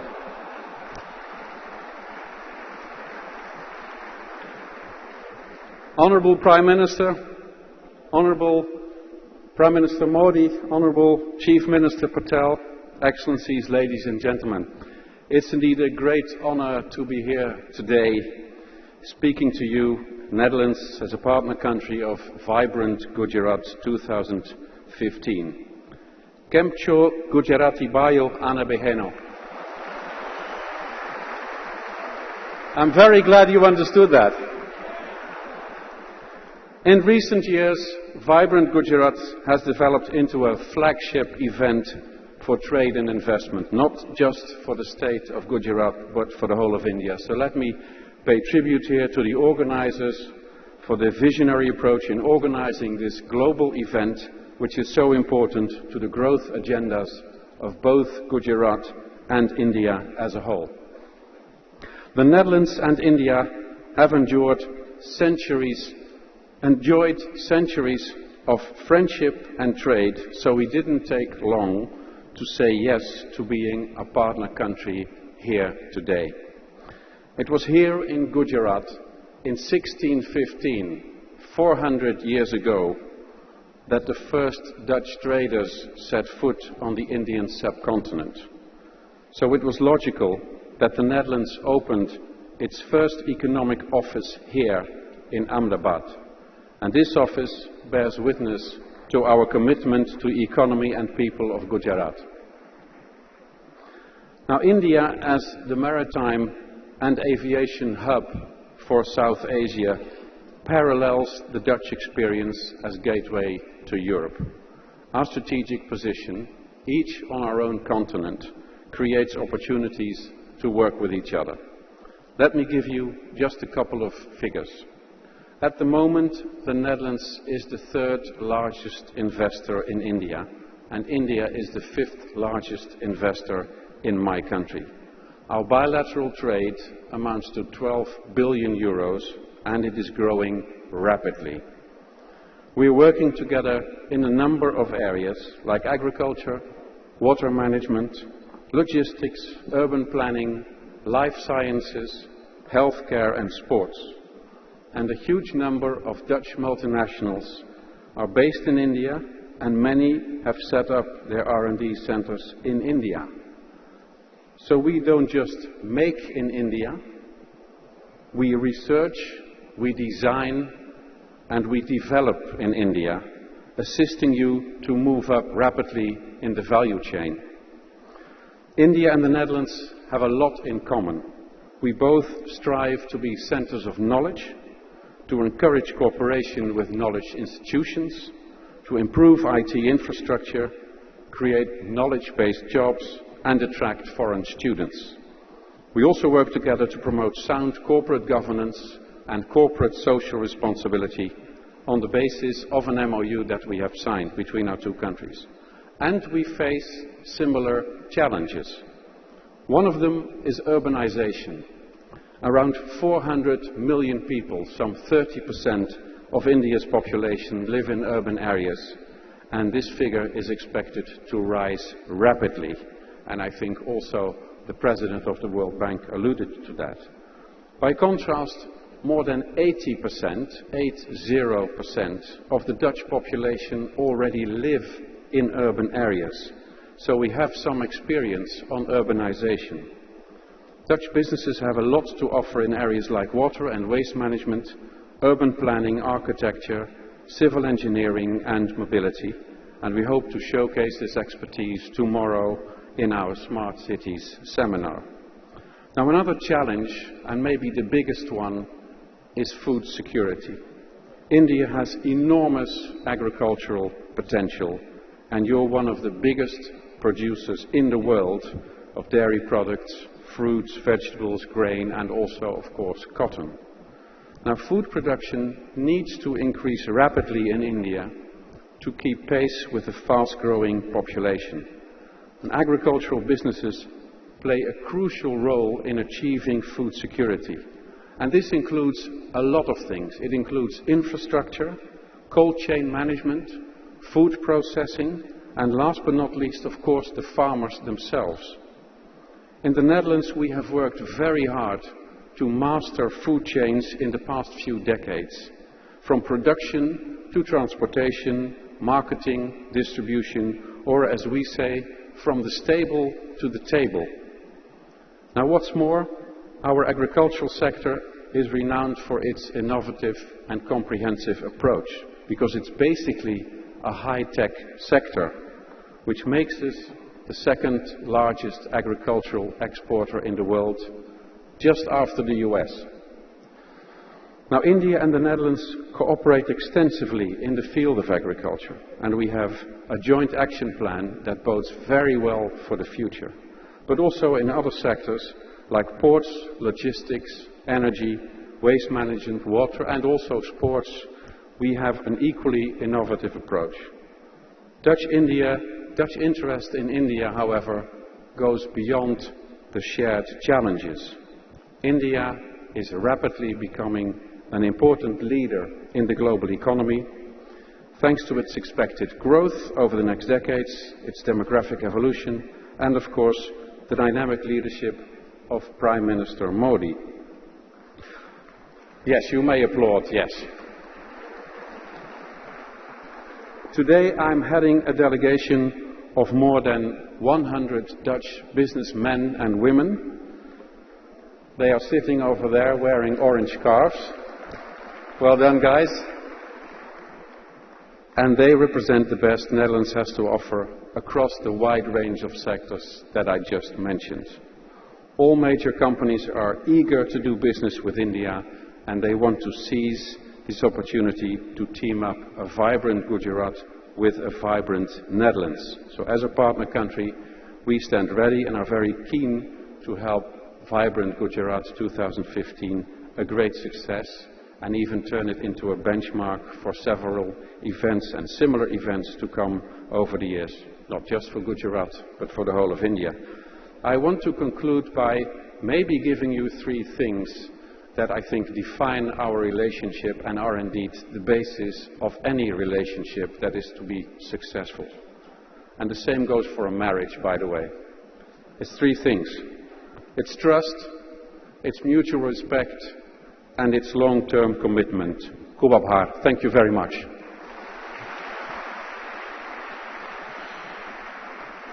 Thank you, Minister Sir. The 7th Vibrant Gujarat Summit focuses on sustainable energy for all, smart cities, water management, climate change, health for all, and global competitiveness of small and medium enterprises. Themes closely aligned with the post-2015 development agenda of United Nations. Secretary General United Nations, Mr. Ban Ki-moon, launched the Sustainable Energy for All in 2011 and shared his vision as how governments, business and civil society working in partnership can make sustainable energy for all a reality by 2030. We are honored and privileged to invite Secretary General United Nations, Mr. Ban Ki-moon, for his address. Thank you. Your Excellency, Prime Minister Narendra Modi, Honorable Chief Minister of Gujarat, Srimati Anandiben Patel, Honorable Ministers, Heads of State and Government, distinguished guests, ladies and gentlemen, Namaste. Kem cho Gujarat Vasio, Kamnet Malinet Anand Tayo. Dhanyawad. I am delighted to be here today to address the 7th Vibrant Gujarat Summit. This dynamic state has long been a cultural crossroad and a gateway to the world. Today, Gujarat can also be a crossroad for a new era of sustainable development, where technology meets climate action, where entrepreneurs meet clean energy, where young people meet job opportunities. How appropriate for the state where Mahatma Gandhi was born here. This morning I paid a tribute to Sabarmati Gandhi Ashram. Gandhi warned long time ago already about the dangers of unrestricted industrialization. It is an honor to be here today in this lasting tribute to Gandhiji's life and to the ideas which have made such an important contributions to the world and to the United Nations founding principles. I wrote in a guest book that I sincerely hoped that all world leaders and business leaders and all the people around the world will be inspired by his vision and teachings. Ladies and gentlemen, 2015 must be a year for global action. We must change course if we are to avoid even greater damage to ourselves and to our planet. Normally, political leaders, business leaders, any leaders of our society have some tendency of emphasizing the importance of their mandate, and I'm no exception. As a Secretary General, I'd like to emphasize that this year 2015, is the most important and crucial year for humanity. I'm telling you why. The United Nations is celebrating 70th anniversary of our founding this year. We have three most important priorities which we have to achieve. First, this is the target year, deadline year of Millennium Development Goals. We have to accelerate all the resources and efforts to meet the target. The world leaders must shape and agree the post-2015 development agenda with a set of sustainable development goals. Thirdly, we have to agree a universal and meaningful climate change agreement in December in Paris. Those are three most important priorities for the United Nations and for this world.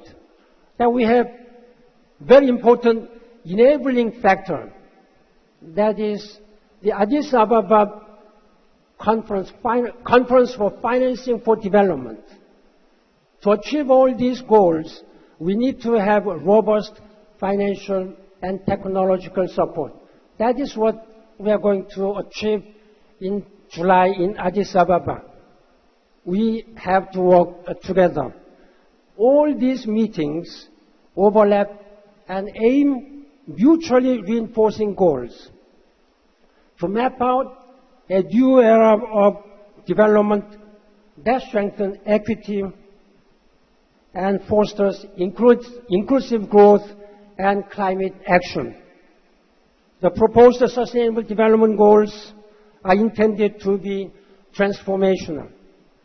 They cover areas including ending poverty and hunger, ensuring access to health care, education and energy, and building a resilient infrastructure.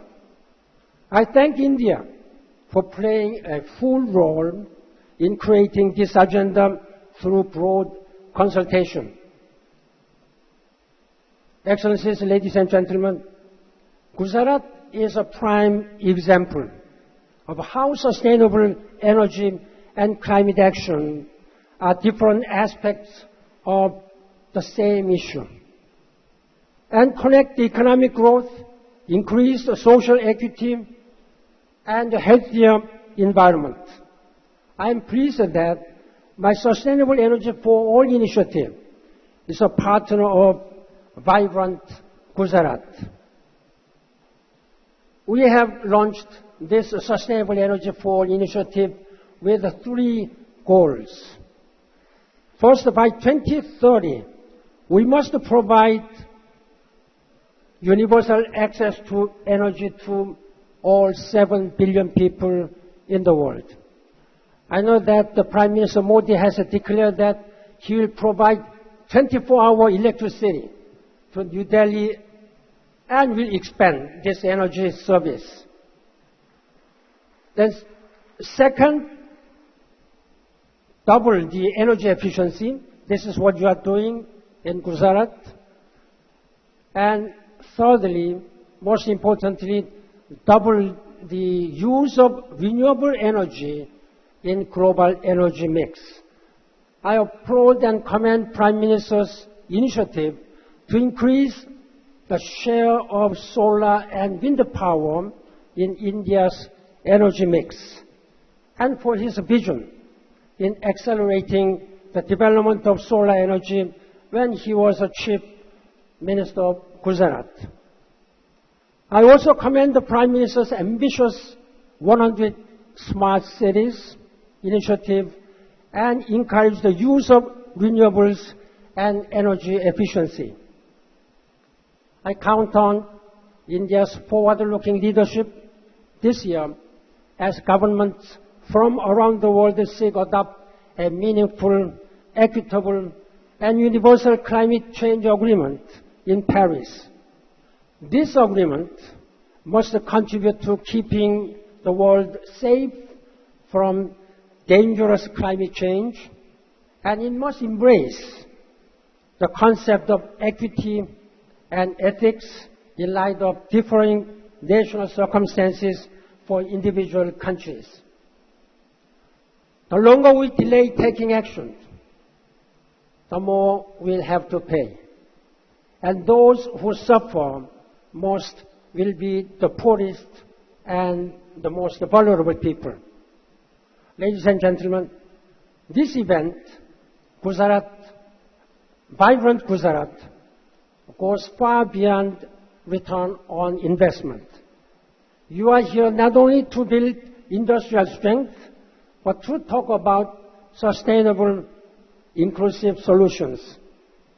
Now more than ever, we need bold leadership across all levels of society, in governments, in corporations, and civil society, academia, and more. Many of you are already involved in UN initiatives on caring for climate and sustainable energy for all.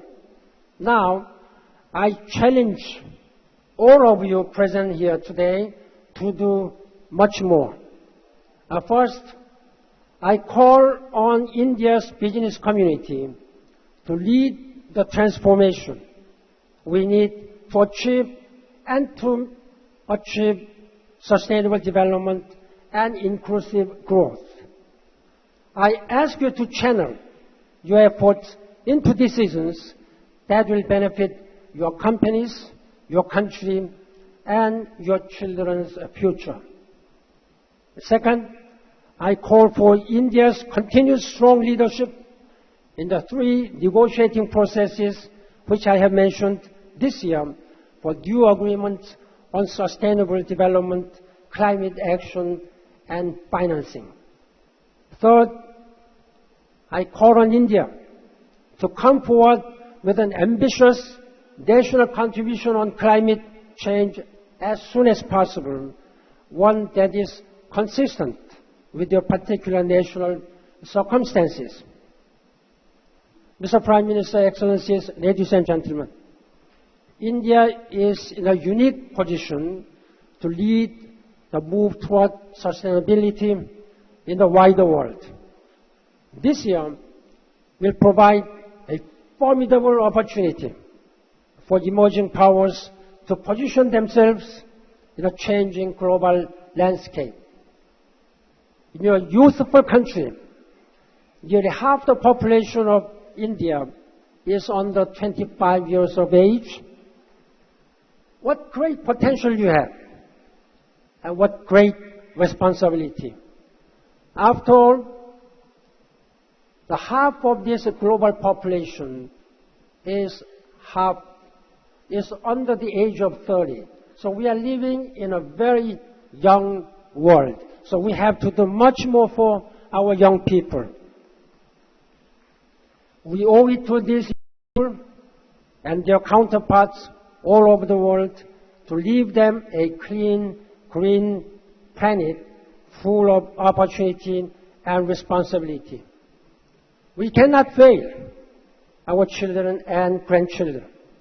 It's time to recognize the damage we are doing and to take action to put it to right position. We have to put our planet Earth, our life, onto sustainable path. India's path and India's leadership will be crucial in this regard.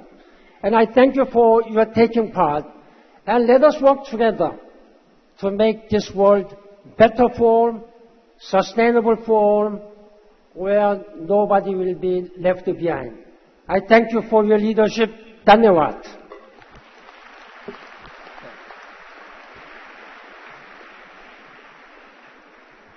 Thank you, sir. John Kerry is the 68th and current Secretary of State of United States, nominated by President Barack Obama in 2012. While serving as a senator for over 2 decades, he has supported free trade, expansive U.S. foreign and military policy, investment in education and environmental protection. Secretary Kerry is working towards bilateral trade and economic concerns between the United States and India for an indispensable partnership for the 21st century. We invite you, sir, for your address. Thank you very much.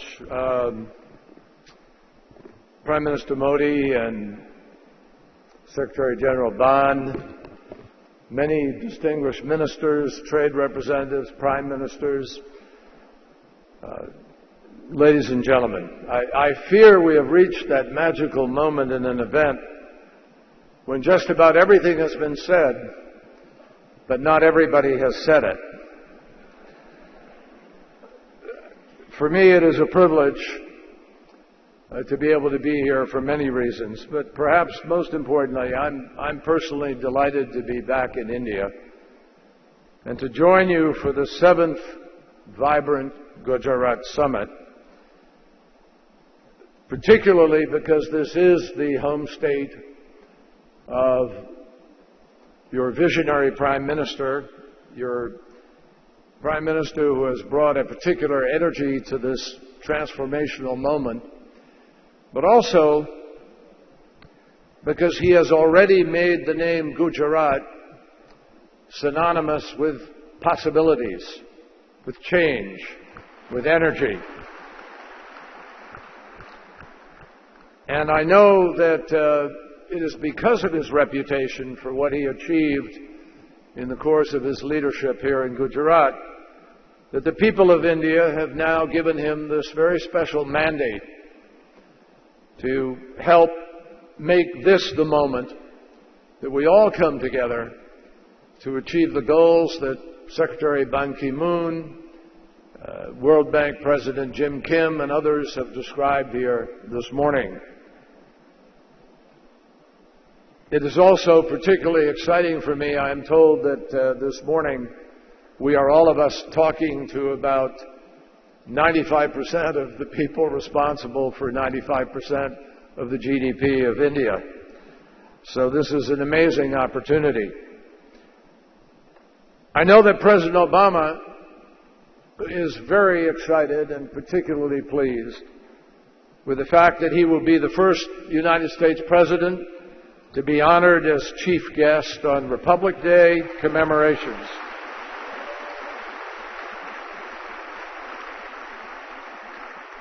And he will be the first sitting United States president to visit India twice while in office. Let me make it clear, we believe that purposefully says something important about the value that both countries place on our critically important relationship. There are an amazing number of thoughtful leaders here today, some of whom, like our friends from the Netherlands, the Dutch, who have made themselves particularly visible and energetic this morning. But let me just say something that I feel that I think everybody shares. We may all come from different walks of life, but we stand together this morning with the people of France as they march in tribute to the victims of last week's murderous attack on the headquarters of Charlie Hebdo in Paris. And we stand together not just in anger and outrage, but in solidarity and commitment to the cause of confronting extremism, and in the cause that extremists fear so much, and that has always united our countries: freedom. We stand together in freedom, and together we make it clear that no act of terror will ever stop the march of freedom.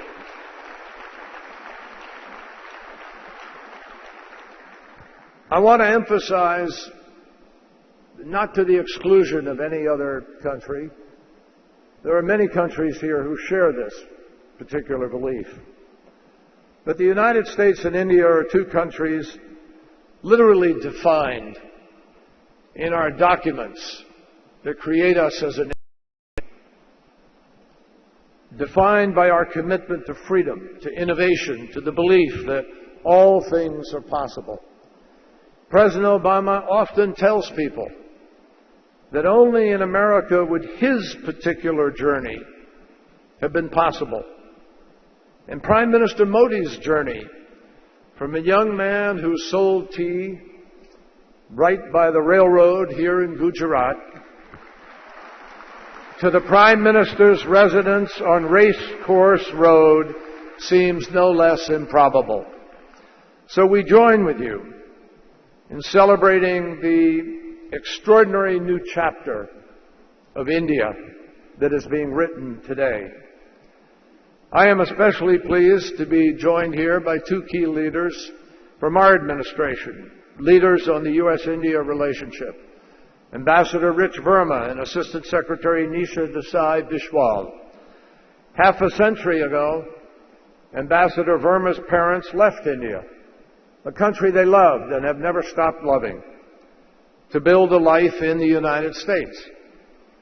Today, I couldn't be more pleased that we have returned the favor by sending Rich Verma, our first Indian-American ambassador to India.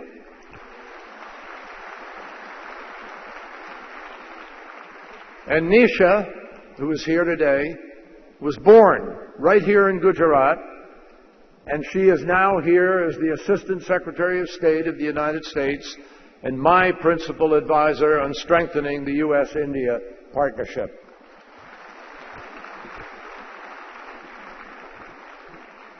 Every nation prides itself in any number of different things. One of the things that we share with a number of nations, but we particularly pride ourselves in, is the benefit that our country gains from diversity.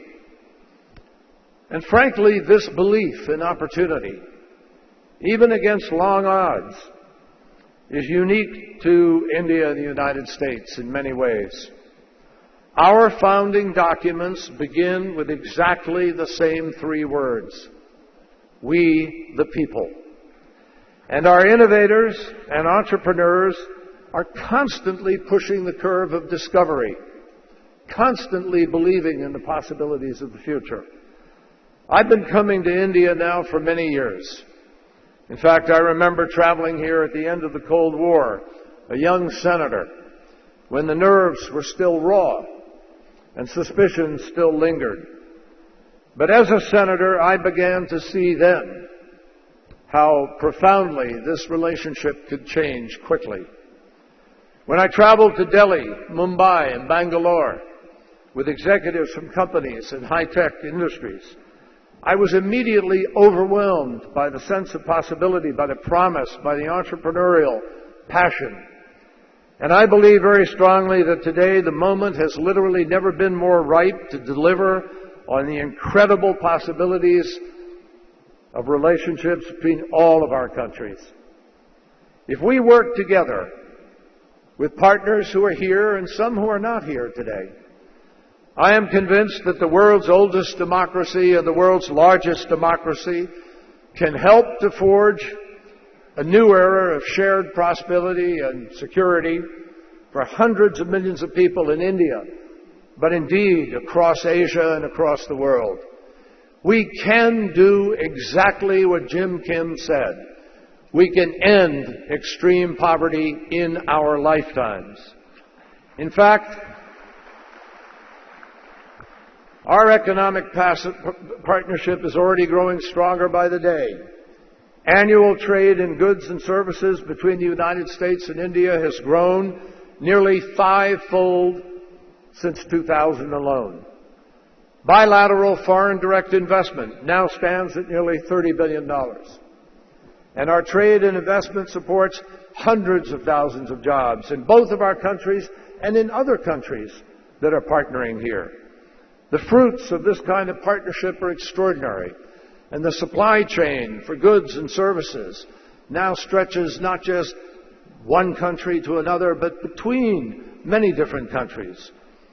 Here's the truth. And this is what is important at a meeting like this. We can do more together, and we must do more together, and we have to do it faster.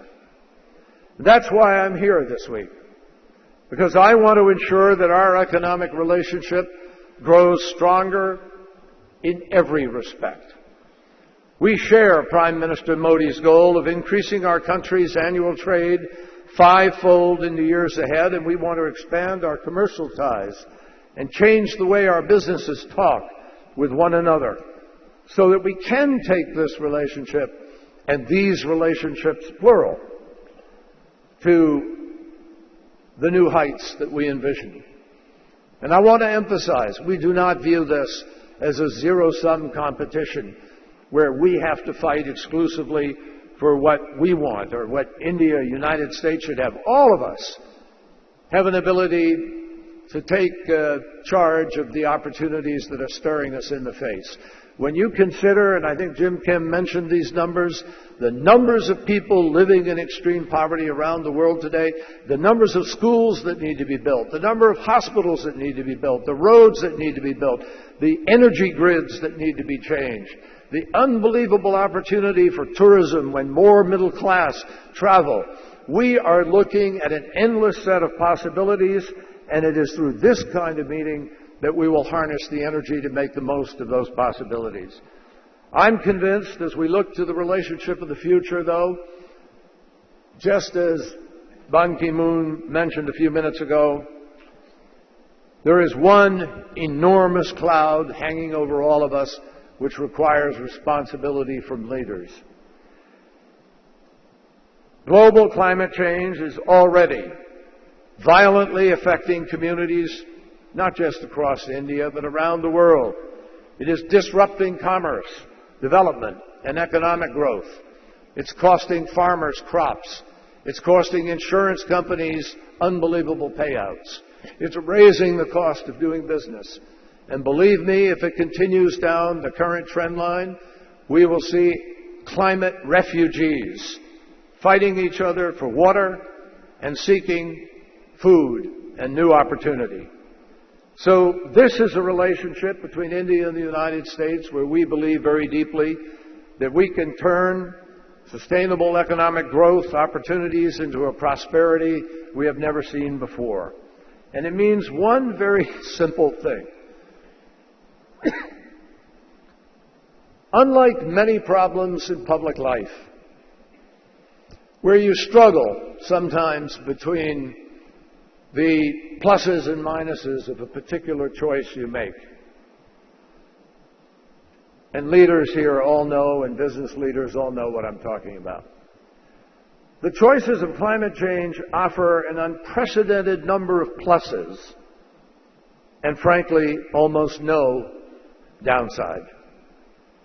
If we make the choices that are staring us in the face, the fact is that the solution to climate change is already here. It's called energy policy.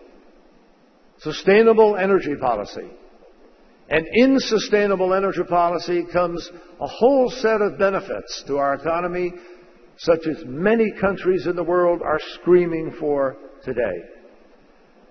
The world that changed the United States' creation of wealth in the 1990s was a $1 trillion market with 1 billion users. And we created wealth through every single sector of the American economy. It was the technology revolution, communications principally.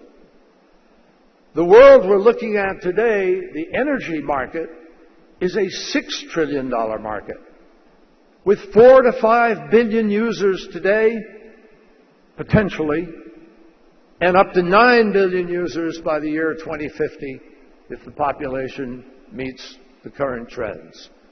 My friends, that's the greatest market human beings have ever known. And if we seize it properly, our ability to bring modern resources to the task is unlimited.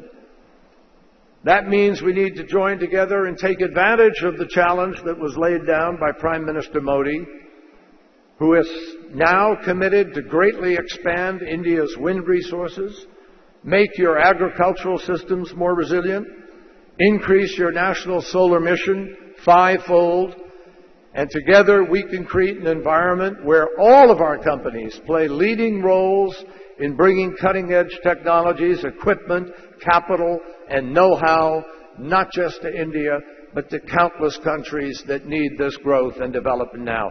That's how we will turn Prime Minister Modi's Make in India initiative a win-win opportunity for the planet as a whole. So I just close by saying to all of you that I can't think of a moment in the years I've been in public life when our destinies are converging as significantly as they are today. India and the United States, I think, have a common responsibility together with our other country partners. A common opportunity to prove that democracies can deliver for their citizens, and frankly, that by doing so, that is when we are at our strongest. It is also when we're at our most secure. And that's how we will capitalize on the full potential inherent in this partnership now and for generations to come. I was very taken during Prime Minister Modi's campaign by Sabka Saath, Sabka Vikas. Participation of all, development for all. I'll tell you what, that sounds like a pretty good slogan for all of us to adopt. And if we adopt it, we can get the job done. Thank you very, very much.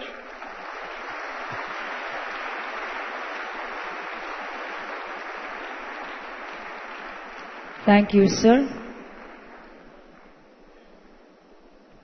We are honored to invite Honorable Prime Minister, Republic of Macedonia, Mr. Nikola Gruevski, for his address.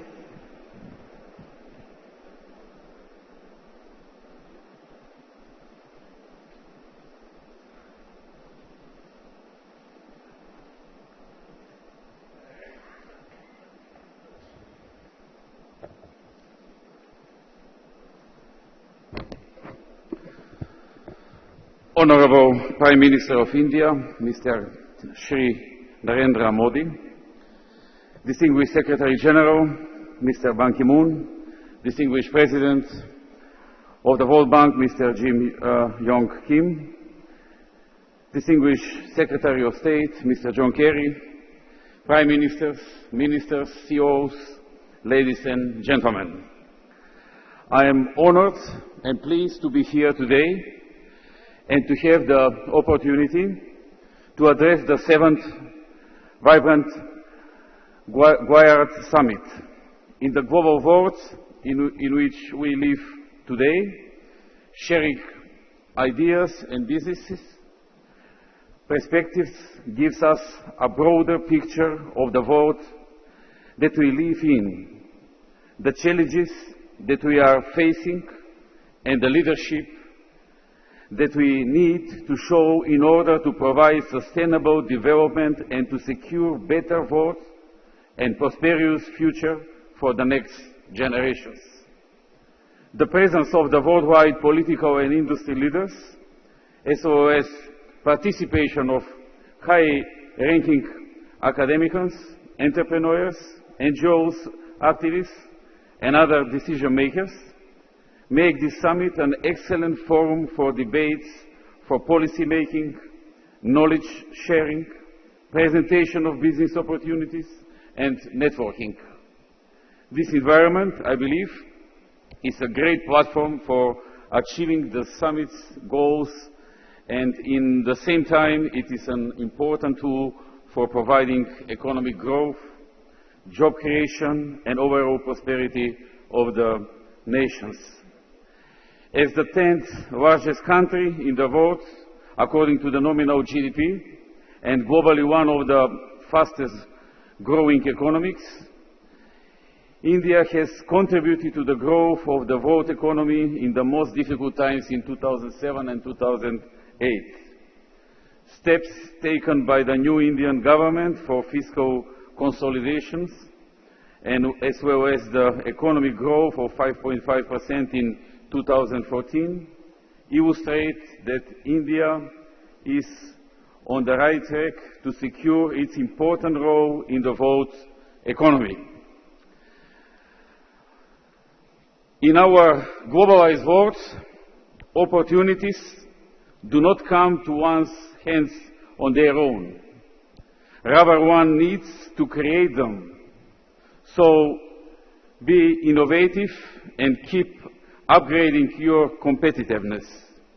This is precisely the driving force of all key policies we have been pushing forward in the last few years in Macedonia.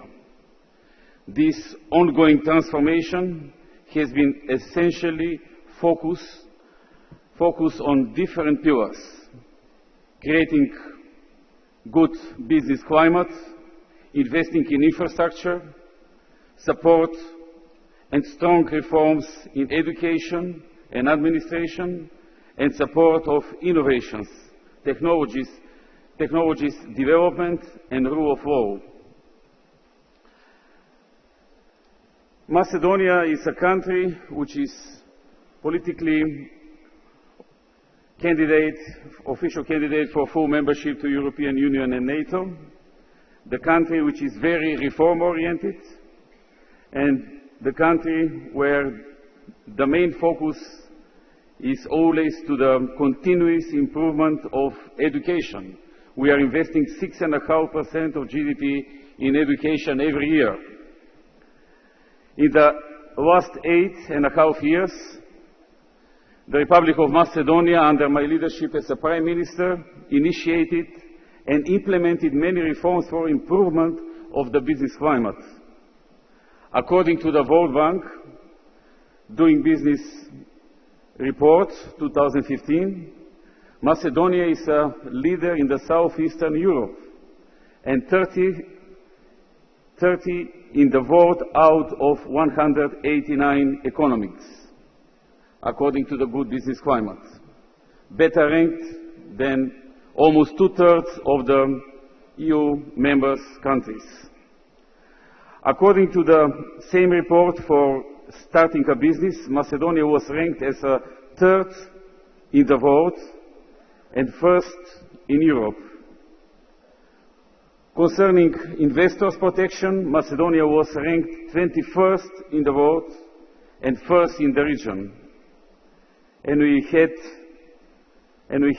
3.9% GDP growth in the first 3 quarters of 2014, which is 3rd biggest growth in Europe.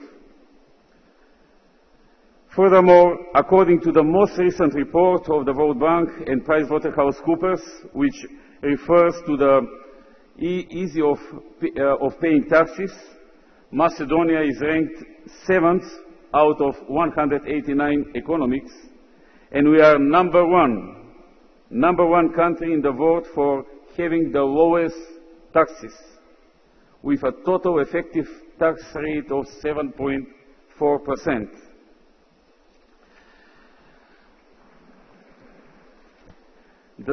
The same report ranks Macedonian central registry system to be the most efficient in Europe and 6th in the world.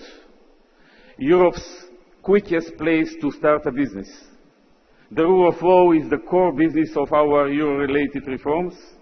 On this front also we register constant rise on the transparency index, some 40 places up the ladder over the last 6 years. FDI magazine proclaimed our biggest free technological industrial zone near the capital Skopje to be the best one in Europe in the past year. We created conditions for the lowest cost of doing business in Europe. Macedonia is a country which is offering the lowest cost for doing business in Europe. We introduced the lowest taxes. We introduced a flat and low tax rate. For example, the personal income tax and corporate income tax are 10%, and companies which are reinvesting their profit have 0% corporate income tax.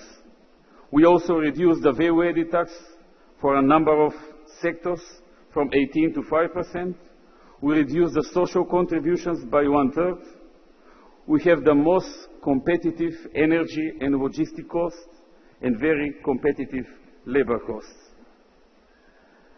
I would also mention that Macedonia has free trade agreements with all countries in Europe, which help us to overcome the handicap of small market, and everybody who is producing now in Macedonia can sell the products in all countries in Europe, and has approach to 650 million consumers without paying of custom duties.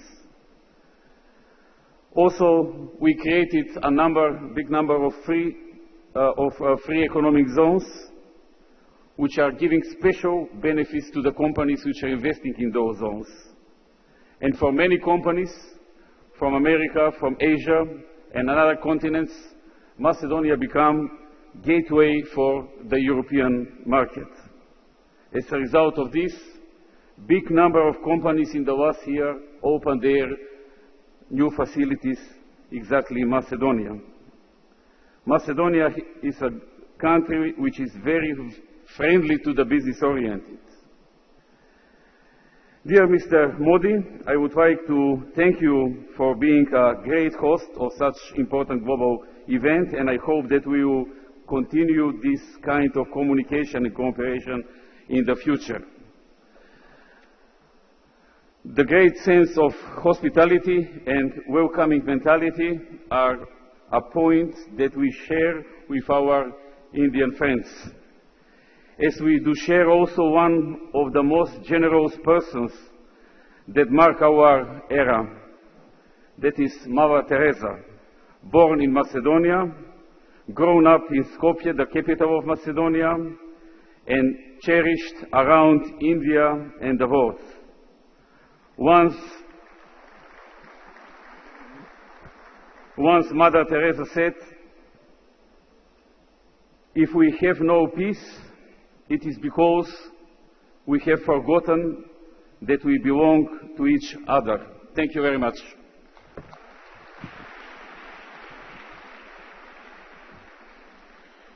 Thank you, Prime Minister, sir.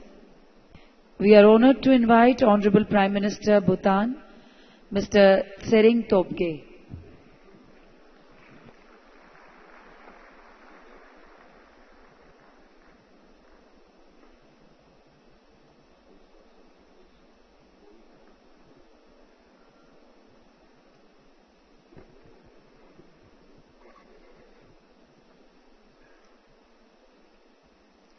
Prime Minister Shri Narendra Modi, Chief Minister Srimati Anandiben Patel, distinguished delegates, ladies and gentlemen, I have the honor of conveying to you the warm wishes of His Majesty the King and the people of Bhutan.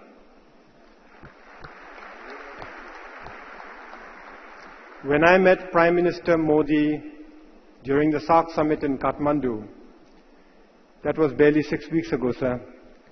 When we met, I informed him that Their Majesties, our King and Queen, had recently visited Varanasi and Bodh Gaya on a pilgrimage. Their Majesties had found their pilgrimage very satisfying and spiritually fulfilling. इसलिए मैंने मोदी जी से कहा था कि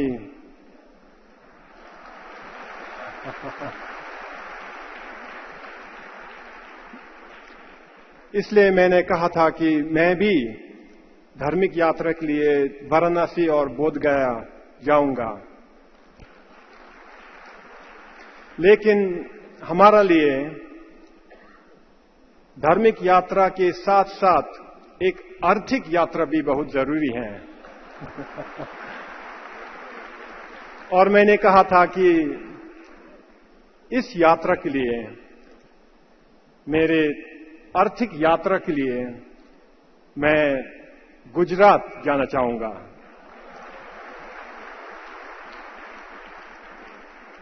I will go on my spiritual pilgrimage later this week. I will visit Varanasi and I will visit Bodh Gaya. But first, I'm here on my economic pilgrimage. I'm here in Gujarat, the heartland of India's economy, and I'm delighted to be participating in this Vibrant Gujarat Summit. मुझे यहाँ vibrant Gujarat पर बुलाने के लिए भारत का प्रधानमंत्री जी को हार्दिक धन्यवाद देना चाहता हूं और साथ साथ में गुजरात का मुख्यमंत्री जी को भी बहुत बहुत शुक्रिया कहना चाहता हूं। Vibrant Gujarat is a phenomenon. It is already the world's largest platform for the exchange of ideas, innovation, and knowledge. What is discussed here by business leaders, by political leaders, by scholars, influences not just entire countries, influences not just entire countries, their politics and their economies, not just in South Asia, but across the rest of the world. This is how I see it. When Gujarat vibrates, its vibrations quickly spread through India to the rest of the world.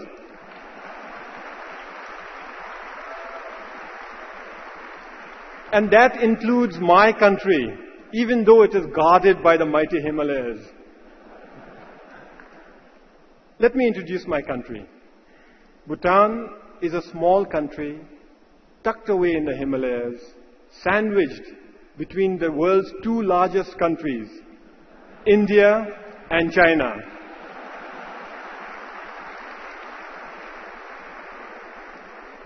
Our economy is small. With a GDP of barely $1.7 billion, I am acutely aware that many of the delegates here are worth more individually than the entire GDP of my country. In fact, some of you, I know, are worth many, many, many times more. Our economy may be small, but we have used our limited resources wisely. Healthcare, for example, is completely free, and so is education.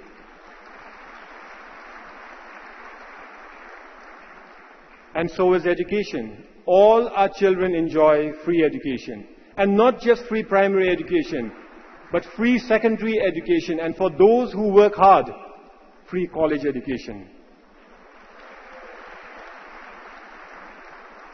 Our economy may be small, but it is green and it is sustainable. Our many fast-flowing rivers are a source of clean, renewable energy. Tourists who visit Bhutan experience firsthand the exclusivity of what we call high-value, low-end tourism, low-volume tourism. And as for agriculture, 95% of our farming is still natural or fully organic. Our economy is small, but we have enjoyed some remarkable successes. I'll give you 3 quick examples. 1, we have achieved economic growth, but without destroying our pristine environment. 72% of our country is under forest cover. More than half our country is protected as national parks and wildlife sanctuaries. And we have pledged to be carbon neutral, promised to be carbon neutral for all time to come.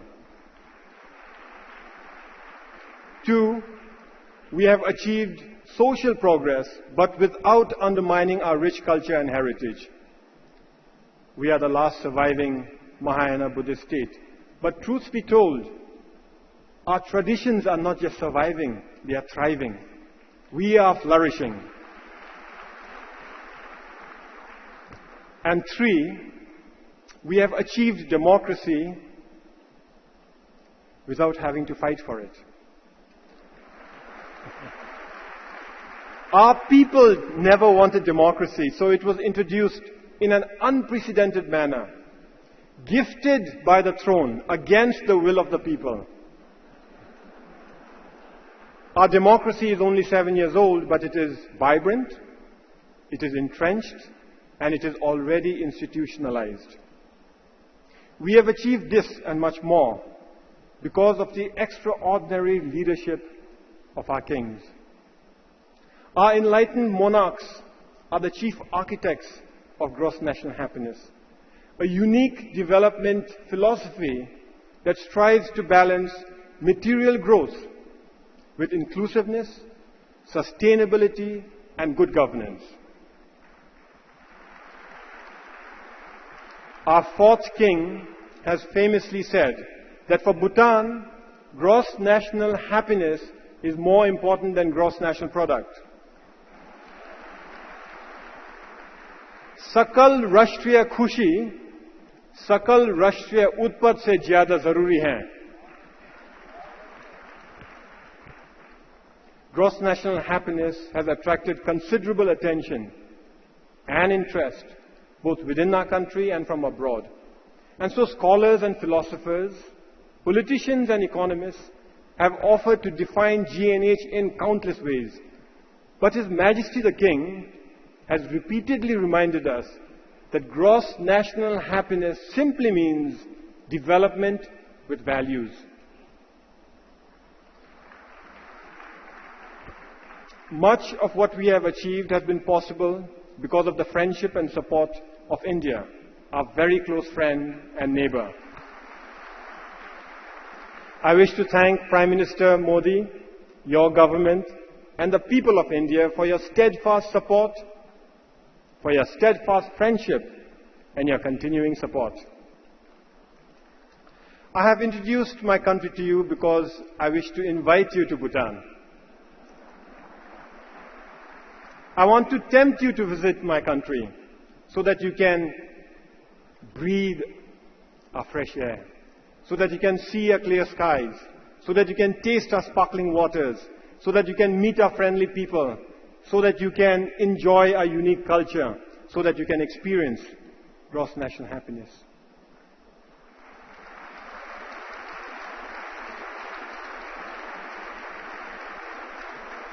If you like what you see, if you like how you feel, if you like the connection with Bhutan, then and only then I will invite you to consider investing in Bhutan.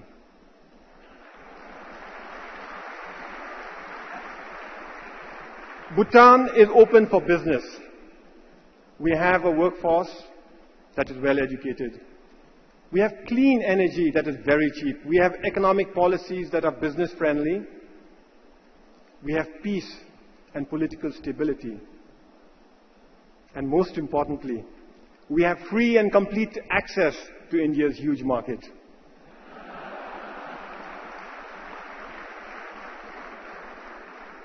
Bhutan is open for business, but open only for businesses that are clean, green, and sustainable. This is why we actively seek out and welcome investments in renewable energy and hydropower, organic farming and high-end tourism, information technology and education. Bhutan is open for business. So if you are interested in doing business in Bhutan, if you are interested in doing business with us, if you are interested in doing business with values, if you are interested in the business of gross national happiness, then I am interested in meeting you here in Gujarat, or better still, soon in Bhutan. Thank you for your kind attention. Tashi Dile.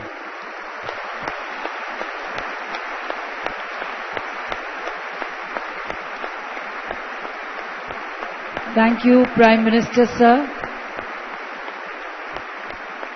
for that inspiring address.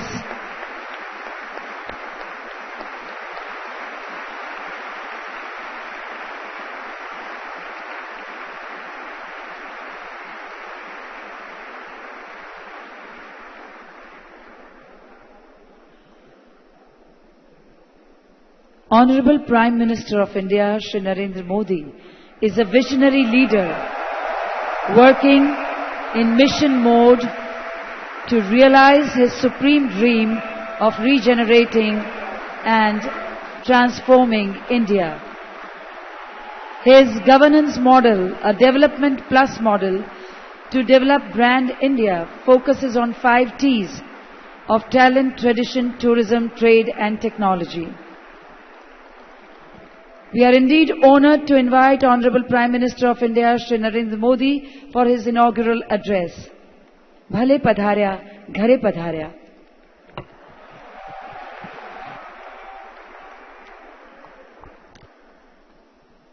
Let me begin by expressing our solidarity with the people of France as they mourn their loss and come to terms with the brutal terrorist attack. As we see it spread around the world, let us pledge to work together to make sure that it will not succeed against the life that we have all gathered here to build and the values that we stand for. Honorable Prime Minister of Bhutan, Honorable Prime Minister of Macedonia, Secretary of State John Kerry, UN Secretary General Ban Ki-moon, World Bank President Jim Yong Kim, Honorable Ministers and dignitaries from over 100 countries, ladies and gentlemen. On behalf of the people of India and on my personal behalf, I welcome you all to this summit. In January 2013, while concluding the 6th summit, I had extended an invitation for today's event. Your response has been outstanding. I am glad to be here to welcome you.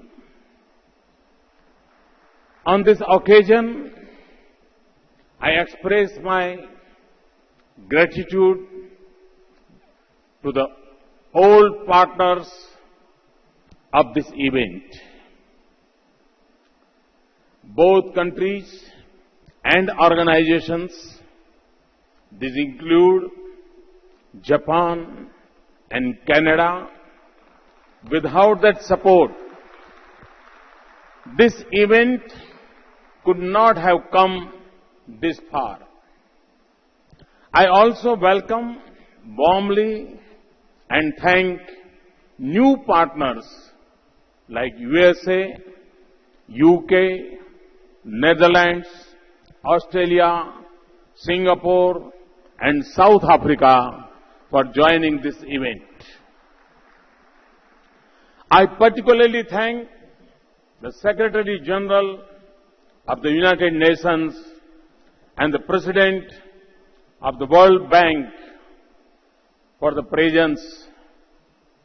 It shows their commitment towards progress and prosperity in emerging economies.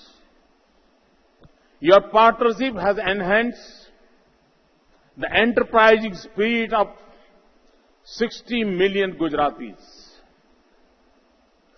It had boosted the morale of 1.2 billion Indians. This event is perhaps the biggest gathering on earth where budding entrepreneurs have the opportunity to see the President of the World Bank, and where a young farmer dreaming to set up A food processing unit can listen to the views of UN Secretary General on issues like food security. That is why, during one of the previous events, I had called it Davos in Action. Friends, India has always believed that the whole world is one family. Vasudhaiv Kutumbakam. Few have seen this in practice. I am informed that more than 100 countries are participating in this event. 100 से अधिक देश एक छत के नीचे आज इकट्ठे हुए हैं. We are here as a family, not only in terms of space, but also because we recognize that someone's dream is depend on someone's direction. Someone's success is related to someone's support. Someone's curiosity is linked to someone's care. This is what a family does. The ultimate objective is welfare of all. हमारे यहां कहा गया है, लोका समस्त सुखी न भवतु. I'm sure all of us, from the Secretary General of UN to the President of the World Bank, from the leaders of the strongest economies to the delegations of the small countries, from CEOs of Fortune 500 companies to startup entrepreneurs, all want the planet Earth become a better place to live. Thus, our meeting here is not just a meeting of hands, but also of hearts. It is not only a meeting of ideas, but also of aspirations. As a host, this family gathering, as a curator of thousands of dreaming floating here, I welcome you all once again. I hope your stay here is, of course, comfortable. वैसे भी गुजराती लोग मेहमान नवाजी में जरा अच्छे हो रहते हैं. I trust you will enjoy our hospitality. This is a time of kite festival in Gujarat. This festival gives us the message of high spirits. Do participate in it. Friends, after becoming Prime Minister, I have traveled the remotest part of the India and also to various parts of the world. I have been to the UN, BRICS, ASEAN Summit, G20, SAARC summits. Some common worries have been expressed everywhere. The biggest concern is about the global economy. We all have to find the ways for stability and recovery. We also have to work for sustainable and inclusive growth. We in India believe that problems present us with opportunities to become stronger, disciplined, and innovative. My government is trying to generate confidence. We have prepared a team to secure a robust future. We believe that changes start with a change in mindset. Friends, it is a matter of great place that today there is a tremendous interest in India. और मैंने देखा है, दुनिया में जहां गया, जिसे मिला, चारों तरफ भारत के प्रति रुचि, भारत के प्रति आकर्षण, भारत के प्रति गौरव का भाव, ये मैं अनुभव कर रहा हूं। और मैं मानता हूं कि ये अपने आप में ये एक हमारी बहुत बड़ी ताकत है। Countries are coming forward to work with us. This has, of course, generated expectations from India. India's present as well as its rich past is being recognized. I thank the UN Secretary General for giving a formal international stature to yoga. A record number of 177 countries supported the Indian proposal. Yoga is both a science and an art for improving human life. In today's world, it teaches us to remain stable even in adverse situations. Friends, the 2009 edition of this event created vibrancy when the state of the global economy was depressing. The summits of 2011 and 2013 succeeded in strengthening investors' confidence.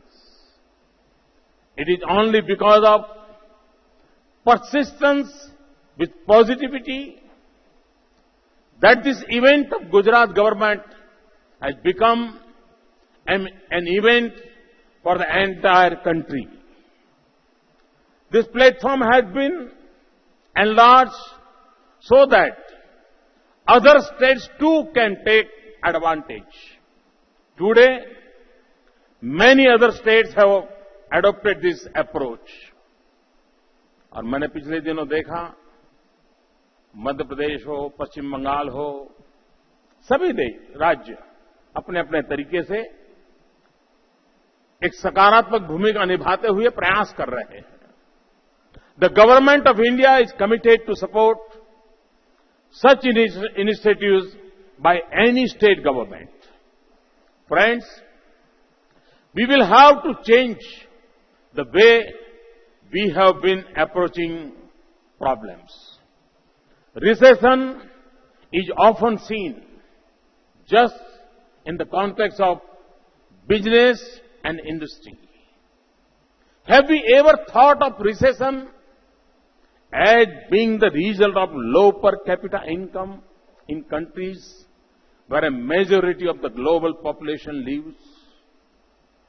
Have we ever thought of its solution in terms of enhancing the common man's employability, income, and purchasing power?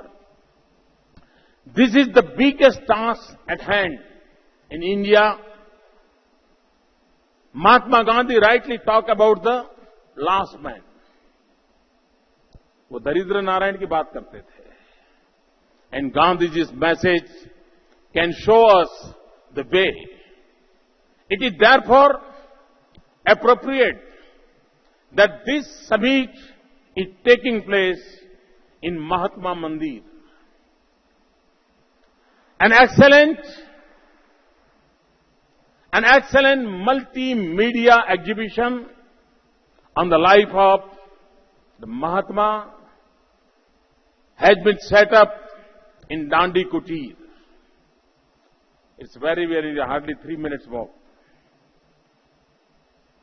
It portrays the life journey of Gandhiji in brief.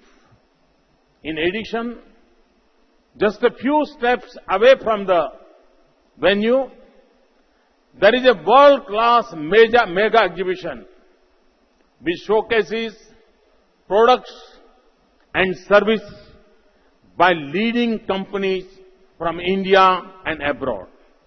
और मैं आप सबसे आग्रह करूंगा कि कितनी ही व्यस्तता क्यों न हो, लेकिन इसी कैंपस में दांडी कुटीर में मल्टीमीडिया टेक्नोलॉजी का उपयोग करते हुए महात्मा गांधी का जो प्रदर्शनी बनाई है, आप उसे जरूर देखिए। और पास में ही इतना बड़ा एग्जीबिशन शायद हमारे देश में कभी होता नहीं है, एक प्रकार का यूनिक ट्रेड फेयर है। मैं चाहूंगा कि आप जरूर उसकी मुलाकात लें।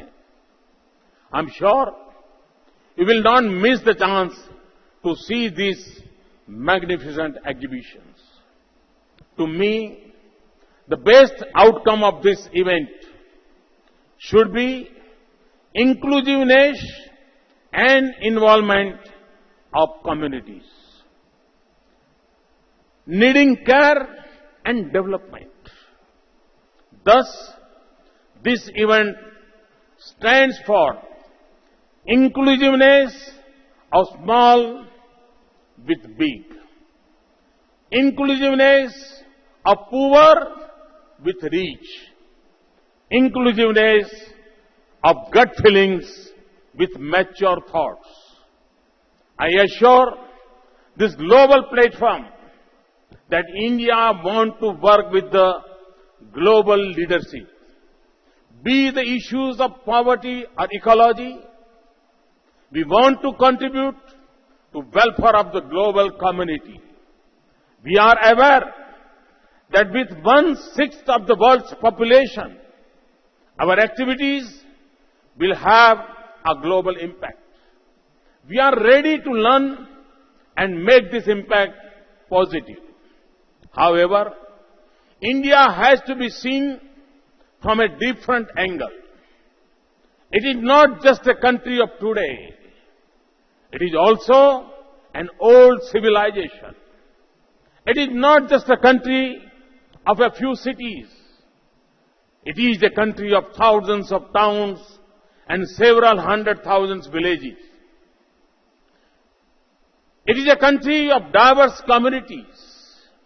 Therefore, India has its own solution for many pressing problems.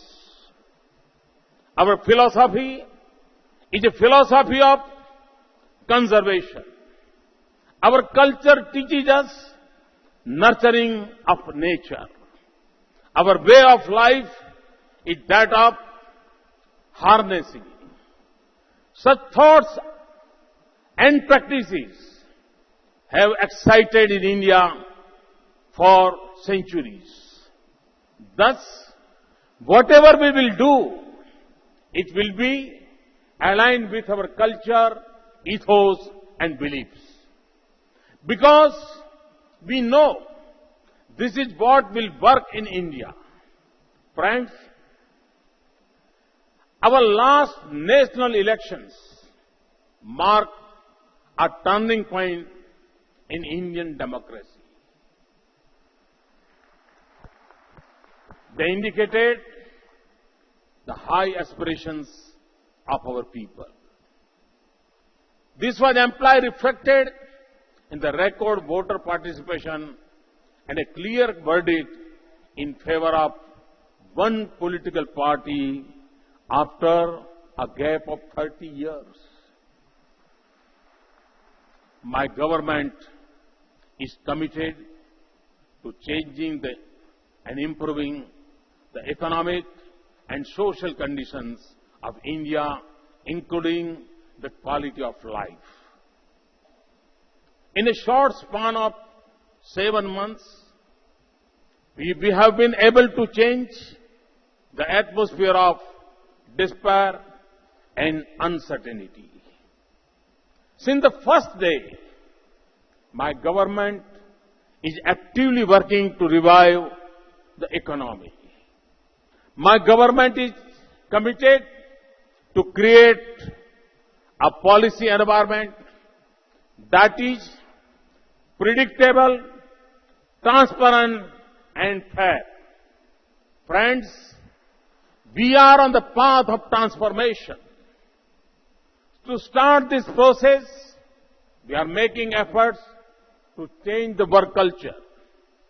We have to strengthen our institutions and systems of delivery. To drive this change forcefully, we have recently reconstituted our planning commission. Now it is known as Niti Aayog. We want to promote cooperative federalism. We want to promote cooperative federalism in the country. At the same time, we want a competitive element among the states to create and attract whatever is needed there. I call this new form of federalism cooperative and competitive federalism. You may be aware that our economic growth and slowdown during the last few years. Now, my government is putting an effort to ensure faster and yet inclusive growth. The initial results are encouraging. On the economic front, during the first 2 quarters, we registered a growth rate which was 1% higher than the previous year. The IMF has observed that India will be the second fastest growing economy in the coming years. According to the latest forecast of OECD, India would be the only country among the world's top economies which would increase its pace of growth this year.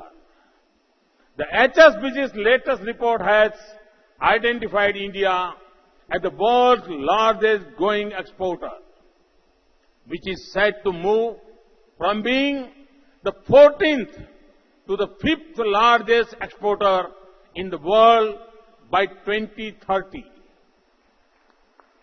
On the political front also, people of various states have supported us in the recent assembly elections. This gives us the confidence that we are moving on the right direction. Let me tell you a little about what we are doing and where we want to reach. Friends, we are not merely making commitments and announcements. We are also backing them up with concrete action at the level of policy and practice. For example, I announced a financial inclusion program. In 4 months, we have opened more than 100 million bank accounts. एक प्रकार से 100 दिन में 10 करोड़ से ज्यादा प्रधानमंत्री जनधन योजना के खाते खुलना सिर्फ घोषणा नहीं, उसको साकार करने में सफलता तक पाना और निर्धारित समय में पाना. We are planning to build smart cities equipped with world-class amenities. For this purpose, we have further liberalized the FDI policy in construction sector. I announced that a modern rail system, including high-speed rails, will be set up. Immediately we opened up railways for 100% foreign direct investment. I announced that defense production in the country would be encouraged. The next step was to open the defense sector for foreign direct investment up to 49%. We have taken similar steps in many other areas. These include bringing 49% FDI in insurance. It also includes liberalization of FDI norms for manufacturing of medical devices. Simultaneously, on the administrative front, we are actively working to provide policy-driven governance. और मैं इस बात का बहुत आग्रही रहा हूं कि राज्य हो, सरकार हो, वो पॉलिसी ड्रिवन होनी चाहिए, इंडिविजुअल के विंस पर नहीं चलनी चाहिए। और हमने केंद्र सरकार को भी उस दिशा में बहुत आग्रहपूर्वक बढ़ाने की दिशा में सफलता से कदम उठाए हैं। We have taken far-reaching decisions to ensure supply of key natural resources. This includes coal, iron ore, and other minerals. We also amended legal provisions to facilitate availability of land. This has been done to enable development in remote areas while ensuring better returning to the farming community. We are trying to complete the circle of economic reforms speedily. We are also keen to see that our policies are predictable. We are clear that our tax regime should be stable.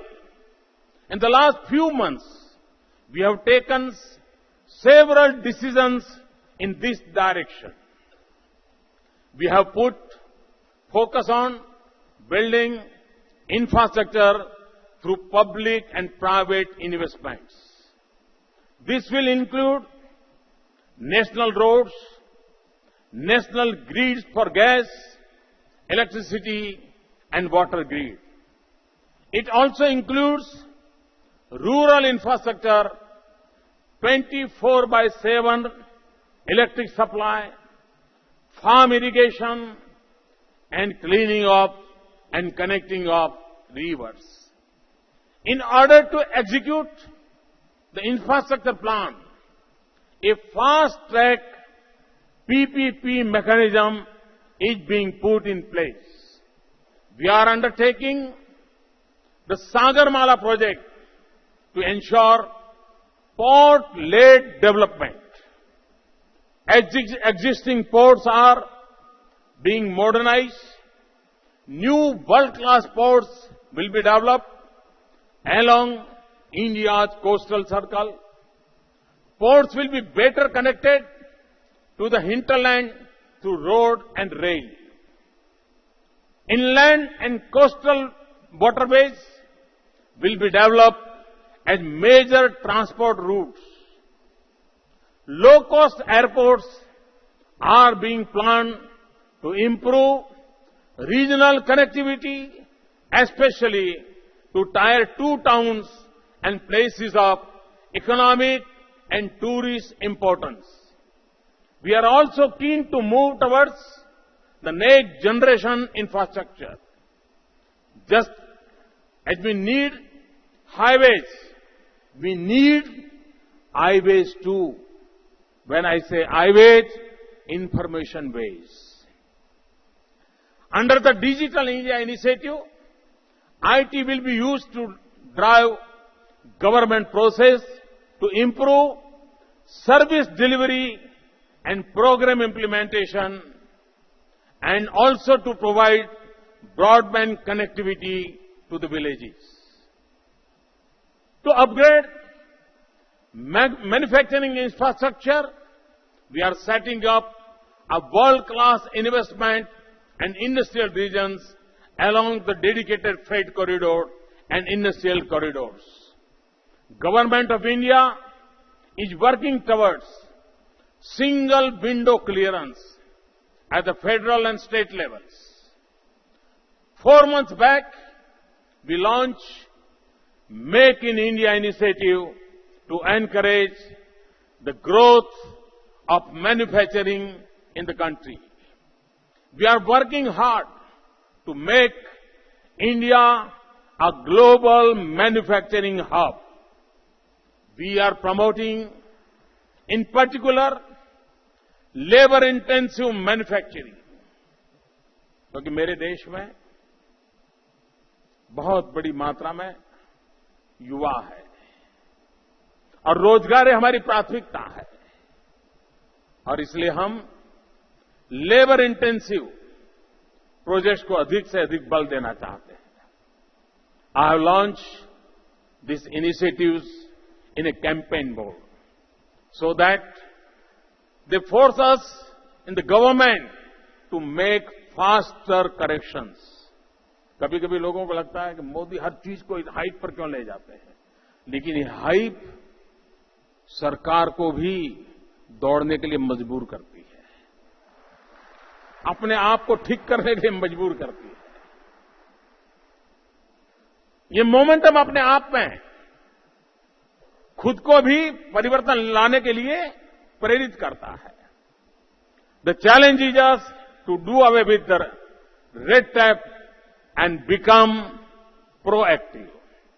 With this purpose our applications and processes are being aggressively put online. Ease of doing business in India is a prime concern for you and us. और मुझे याद है world bank के chairman पिछली बार जब भारत आए थे तो उन्होंने एक प्रेस स्टेटमेंट दिया था. उन्होंने कहा था कि ईज ऑफ डूइंग बिजनेस में अगर हिंदुस्तान आगे बढ़ता है तो आज उसका नंबर 150 के भी पीछे हैं, वो देखते ही देखते पहले 50 में आ जाएगा. वर्ल्ड बैंक चेयरमैन ने जो प्रिडिक्ट किया था, मैं विश्वास से कहता हूं कि हमने ईज ऑफ बिजनेस का जो इनिशिएटिव लिया है, एक के बाद एक जो कदम उठा रहे हैं, हम उस गोल को भी अचीव करने में शायद देर नहीं लगेगी. I assure you that we are working very seriously on these issues. We want to make them not only easier than earlier, not only easier than the rest, but we want to make them easiest. Friends, many of you might be interested to know why India. आखिरकार क्यों लोग यहां पूंजी लगाएंगे, और यही सवाल का जवाब उनको भारत में निवेश करने के लिए, भारत में अपना नसीब आजमाने के लिए एक प्रेरणा भी देता है, ताकत भी देता है और एक नया विश्वास भी देता है. Why India? India is the three things to its credit: democracy, demography and demand. This is what you are looking for, and I'm sure you will not find all of them together at any other destination in the world. India offers you the potential of low-cost manufacturing. India has low-cost and high-quality manpower. 65% of our population is below 35 years of age. We are trying to further harness this strength through better management and good governance and skill development mission. In the recently launched Mars Orbiter mission, everything was made indigenously. In fact, most mission components were made in very small factories. और हमने जो मंगलायन में सफलता प्राप्त की है, उसका जो खर्चा हुआ है, हॉलीवुड की मूवी से भी कम खर्चे में हम मंगल पर पहुंचे हैं और पहले प्रयास में पहुंचे. इतना ही नहीं, अहमदाबाद में ऑटो रिक्शा में अगर आप जाएं और 1 किलोमीटर जाना है तो कम से कम 10 रुपया किराया लगता होगा। हम मंगल तक पहुंचे हैं सिर्फ 7 रुपये किलोमीटर के खर्चे से। Friends, we have large number of hands to work and we have even larger number of dreams to be realized. Therefore, employment opportunities are being enhanced by promoting manufacturing, agro-based industries, tourism as well as service sector. We have undertaken labor reforms to encourage enterprise and to create a bigger job market for our youth. I have always said that development process should benefit the common man as well as the business sector. Therefore, my government has established a new ministry for skill development to enhance our human resource potential. For this, we are placing equal emphasis on knowledge, technology, innovation, and research and development. This includes the use of ICT for improving governance and resource management.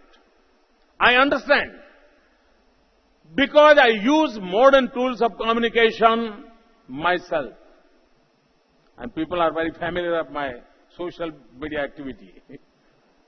Friends, today India is a land of opportunities. We have to build fast-track roads and railways.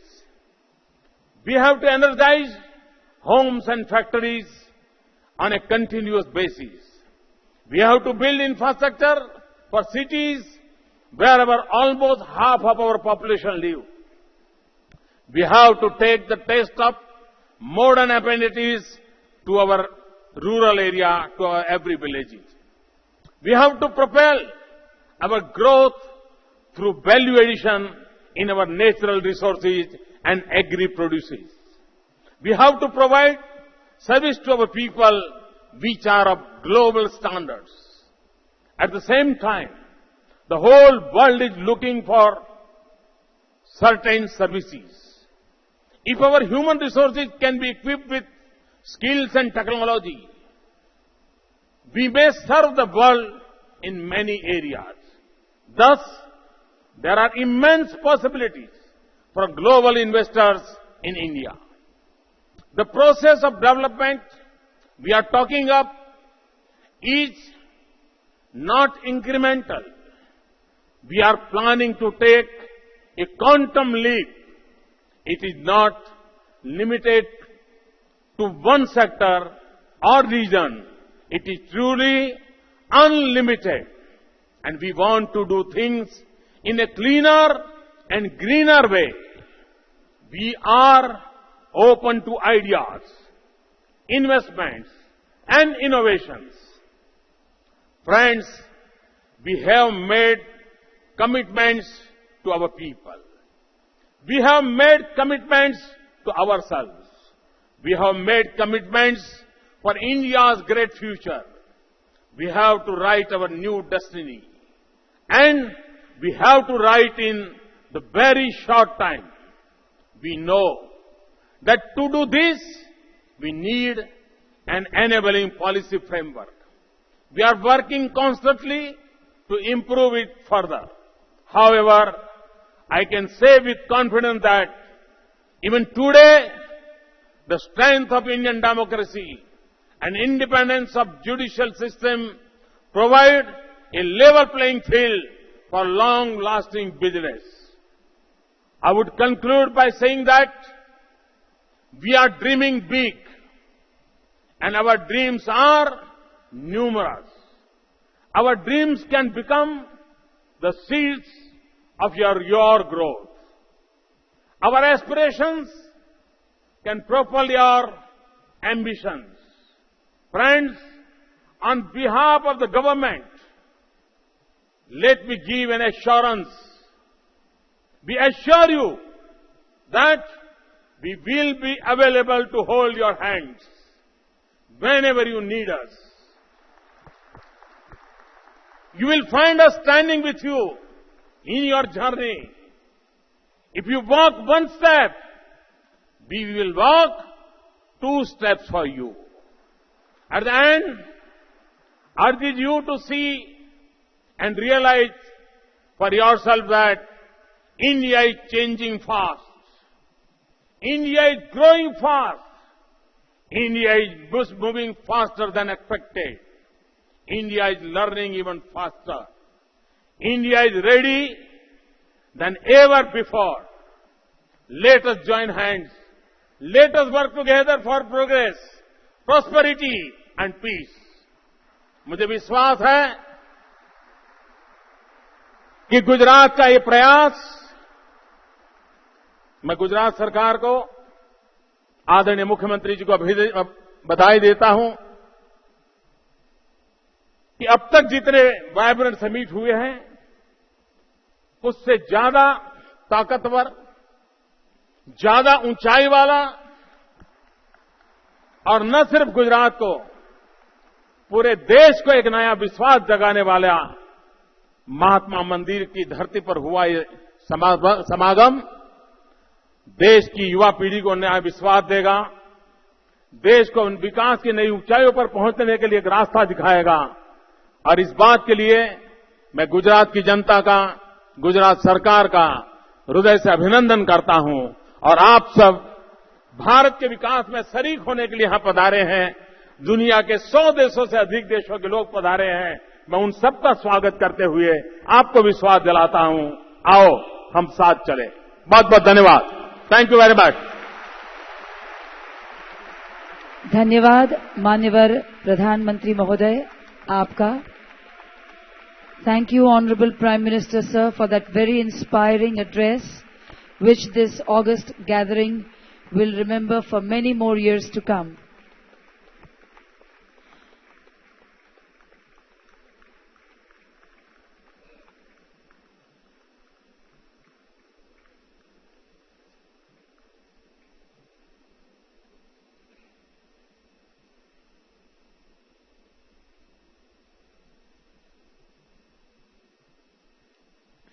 And with that, we conclude this inaugural session.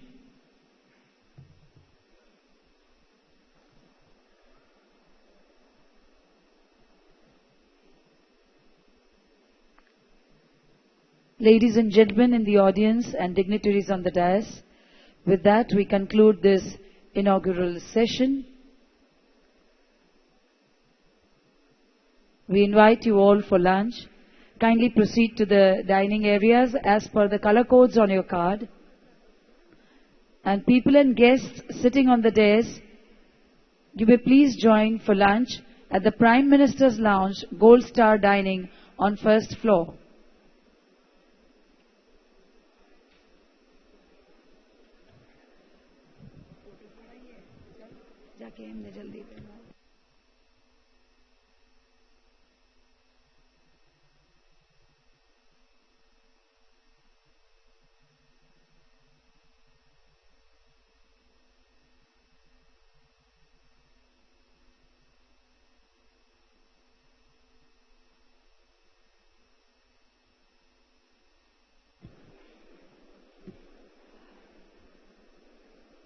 Ladies and gentlemen, you may proceed